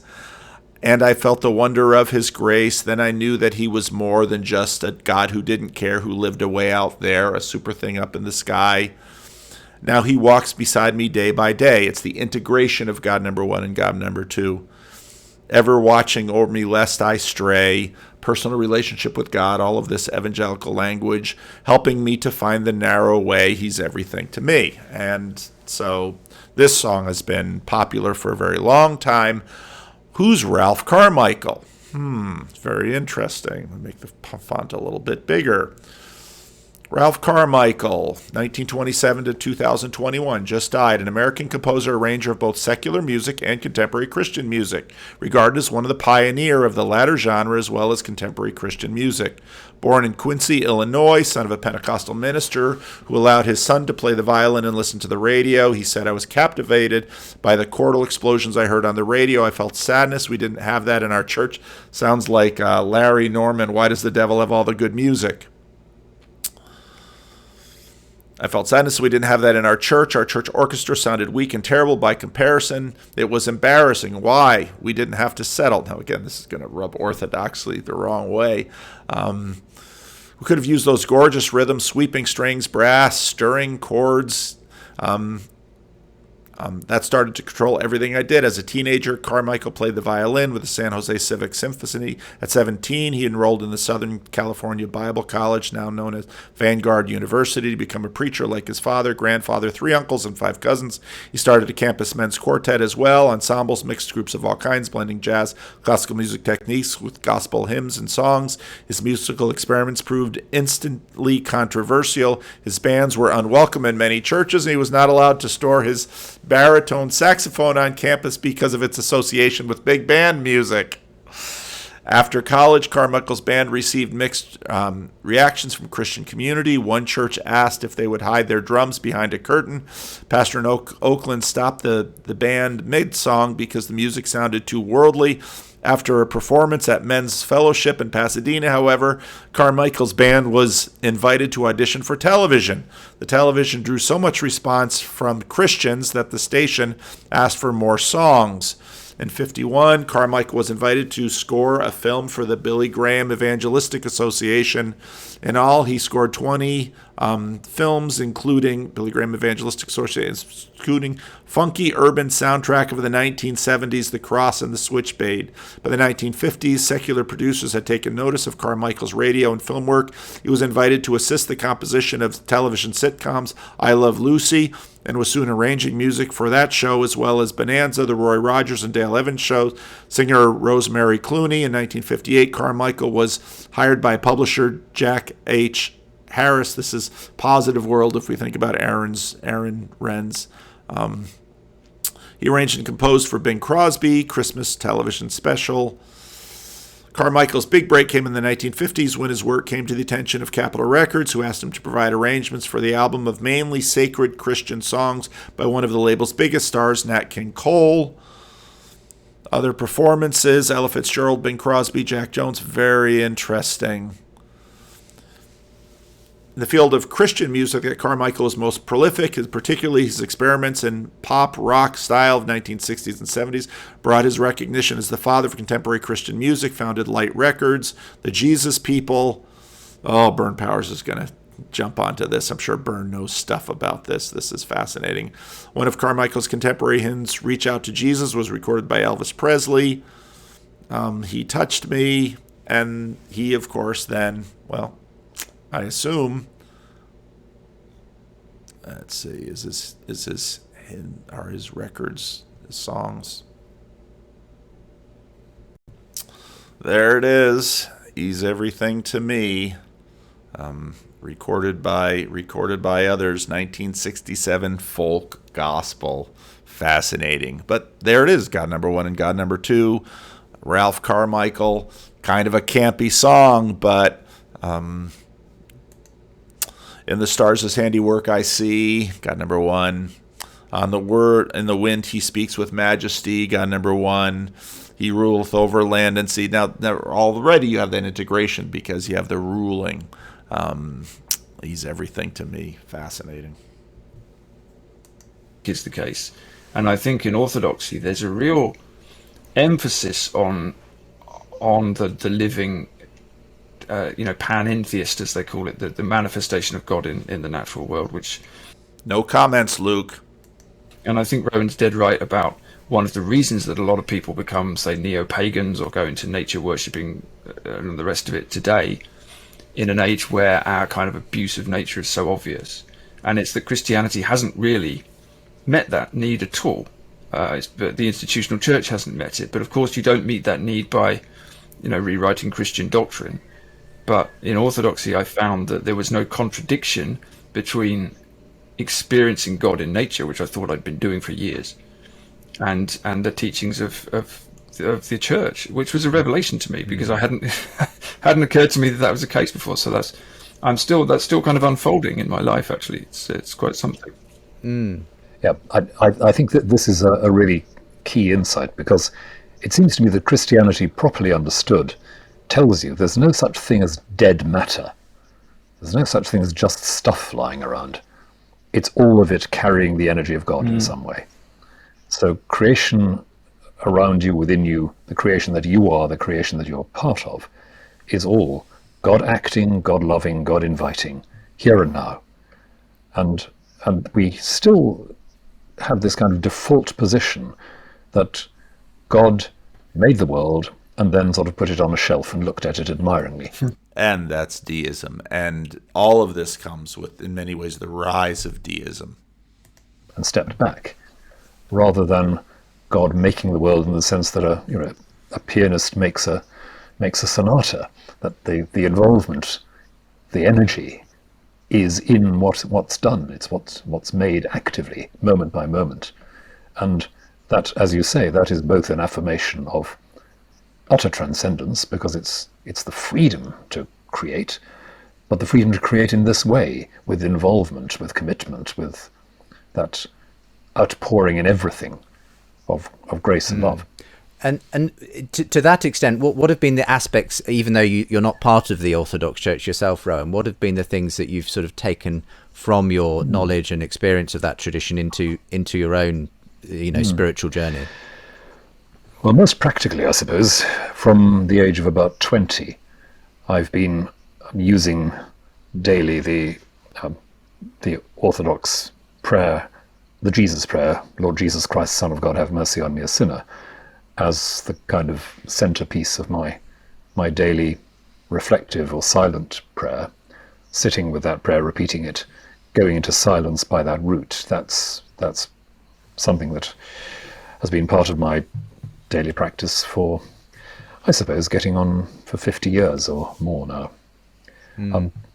connected with that, I think, is the very strong emphasis in the Eastern Christian tradition on what's called apophatic or negative theology. That is, you never have a definition of God that's going to satisfy you, because God is never an object that sits there waiting to be walked around. Again, God is always acting, and that acting is part of the mystery, because you are the... And God is never an object that you can walk around. God is never a super thing in the sky. God is active, and that's where, in a sense, the agentic comes through the immanent, the arenic. That, and this again is the heart of the commandment. You can't make a graven image of God, because that is a reduction of God. And God is not subpersonal, and the personhood that we have and that we use and employ to desecrate nature comes from the God who is in fact the king and owner of nature. The one being seen, being loved, being held. And in Lewis, that's very clear in his book Miracles, because that is in fact this personness that in fact wields nature, but this cannot be used to wield God, and it also is a resolution of the meaning crisis, because it is in fact coming through us. We recognize our,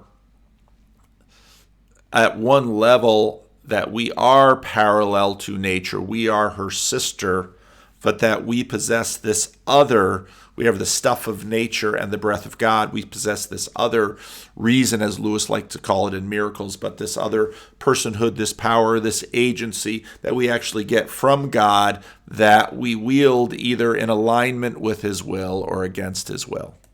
And you can't walk around it, you can't see it from a distance. And so the paradox is that to talk about negative theology and the mystery of God is not so much talking about how God is unimaginably distant from you, it's talking about how God is unimaginably close to you, precisely because you can't sort of get out of sight and walk somewhere else and do something else. So there's that. And then the third thing that comes to mind is something which really came into focus for me as a graduate student, encountering one or two theologians, not just from the Russian, but from the Greek world. I'd been working on Russian Christianity, but I was getting to know the Greek world a bit better. And one of those theologians, still alive, Christos Yanaras, who's a very formidable Greek theologian, he likes to say that Christianity is not a religion. It's life. And the issues around morality are not between good and evil, but between life and death. And the church is not an institution, it is the community where you grow in life. Now, perhaps this contemporary habit of Christians saying that Christianity is not a religion, you hear this from evangelicals, Christianity is not a religion, it's a relationship. Now you hear it from this Greek scholar, Christianity is not a religion, it's life. This is pushing back on the development and the invention of religion that we see as a product of the emergence and development of secularism. And so this is an attempt of Christians to sort of escape from this, but it's always difficult because, of course, Christianity is a religion, but what they're trying to push against are the bounds of our understanding and definition of what a religion is, in a sense of trying to contain it. And all of these things, I think, are crucially important when we're tempted to think of the church as a struggling institution that has to get recruits to manage its image in the world and all the rest of it. And my heart sinks a lot when I hear that language. I'm all in favour of mission, but as Paul says, the more we do, the more we fuss, the more we struggle to market our product, somehow the less it looks like life, and the more we put across a message of feeling anxious. I've sometimes said it's the difference between saying, come to church and you will live, and as well the church saying, come to church because we will die without you. We're going to disappear unless you join us, which is not quite the message that There's a sort of a bit of a desperation to some of the ways, it can be put across. We're going to go to a short break, and I want to come back with Paul's thoughts on that, and also just what the response has been, Paul, since from Paul. Hi, the video. There's a link to. You were surprised by this. How surprised of being an adult convert? You were surprised by this. How surprised were? I think you're going to skip a little bit of this. I mean, what is it then? This is the part of rationality. So we looked at Lewis, and then God number 1, God number 2, Peterson and Harris, and now we're going to look at the redefinition of rationality, which is very much part of Vervaeke's challenge about rationality. Was it just a very sort of internal pull, something that sort of is not necessarily irrational, but might be non-rational? Well, I mean, I say it's. I'm not suggesting you can't argue for Christianity. Of course you do. I mean, I'm talking to a renowned theologian, so very plainly you can expound on the Christian faith in a very rational fashion. But that, for me, what I meant to say there was I didn't calculate my way into it. I didn't think, well, this is a religion that makes sense according to X, Y, and Z of my criteria, so I'll go there. As I said, I felt like I was pulled into it. I felt like I really love what Rowan said at the beginning, the water finding a way. I felt like I'd said effectively, okay, I think there's a God and I want to know the truth. Please show me what is going on. And that was a kind of prayer that I put out into the world, and this is what came at me. So this is why I believe it. This is why I've chosen to take it seriously, because things are happening, and because things keep happening. There's an unfolding that happens. Every time you go to the liturgy every week, you try to keep your prayer life. You attempt to live as a Christian and mostly fail in my case, but we stumble along, and there's an unfolding and there's a deepening all the time, and there's a deepening understanding, and the understanding is not intellectual, and the intellectual understanding is very useful. I do a lot of reading. I'm a writer. I love to read. I love to read theology. I love to read the Desert Fathers. I want to find out as much as I can about the traditions of the church. But that's not what is deepening the faith. What's deepening the faith is, as Rowan said, is practicing it. And it's very much it is a lifestyle. There's a word, I think it's a Greek word, phronema, that the Orthodox use, which means, I don't know if there's a direct translation, but it really means the sort of mindset, the attitude, the way of life of the Orthodox. And a lot of my Orthodox friends have said to me, who've been Orthodox all their lives, it's a way of life, it's a way of being, rather than a thing you do on a Sunday. Which, again, is obviously supposed to be and will be true of all Christianity. If you're living it, that's what it does to you. But my regret is that this didn't happen to me 20 years ago or 30. But it's better late than never. So, well, I mean, I'm fascinated to know from you, Rowan, to what part the rational aspect plays then, because you've obviously done those debates with Richard Dawkins and Philip Pullman, the new atheist pushing rationally back against Christianity, and you having to present a sort of rational case for. Oh, let's see. I noticed something early in this. I have to check this out. Justin Brierley just named Philip Pullman, and I remember when he was showing the cover of Kingsnorth's novel, The Wake, noticing Philip Pullman's name on it as saying that the book is extraordinary. This from the Wikipedia page. His take on religion. Although Pullman states he's a Church of England atheist, 1662 Book of Common Prayer atheist, because that's the tradition I was brought up in. He's also said he's technically an agnostic. He singled out elements of Christianity for criticism. If there is a God, he is, as the Christians describe him, then he deserves to be put down and rebelled against. Wonder what Pullman thinks of these new changes in Paul Kingsnorth's profession. But ultimately, is there only so far you can go in sort of, is there got to be another component that goes alongside that, presumably? I think one of the things that I always want to put into those discussions is to raise the question of what we actually mean by rational at the end of the day.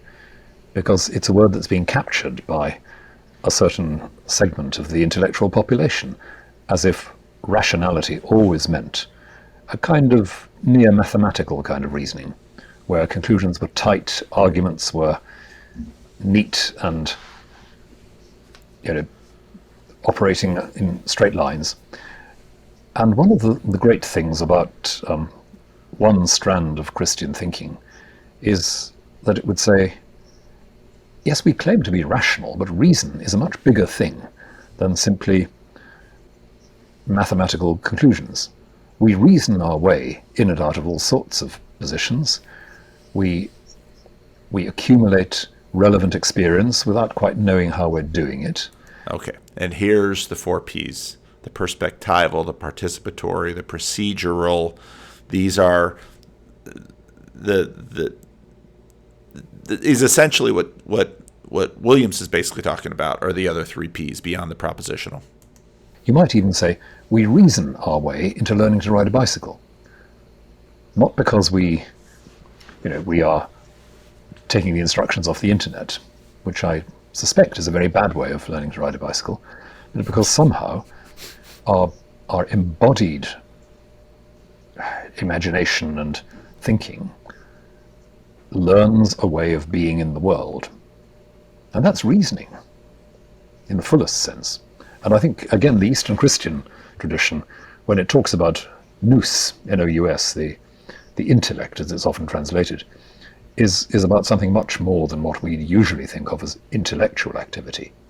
And I would, with Lewis, reason in miracles is, in fact, this personal embodied agency. It's more real than the matter. When Lewis talked about, spirit as being heavier than matter.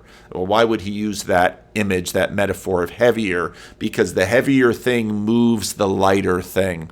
Spirit has mass in a way, has greater mass than matter. And so it is reason for Lewis is this, it's because it's the colonizing thing. It's the thing that is greater than. It is the breath of God that comes into us that actually allows us to, if God is the masculine and we are the feminine in terms of our dance with God, then in many ways we are the masculine and nature is the feminine in terms of our dance with nature.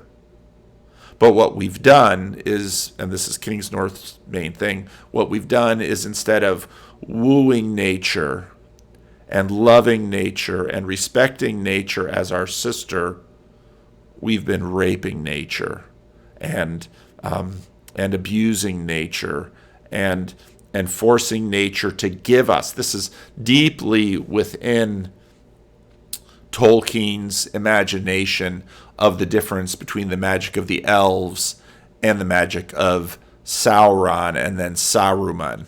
Sauron and Saruman, the magicians, what they tend to do with nature is they cut down the forest and they rape from her. It's a mind of metal and steel, whereas Gandalf and Radagast, they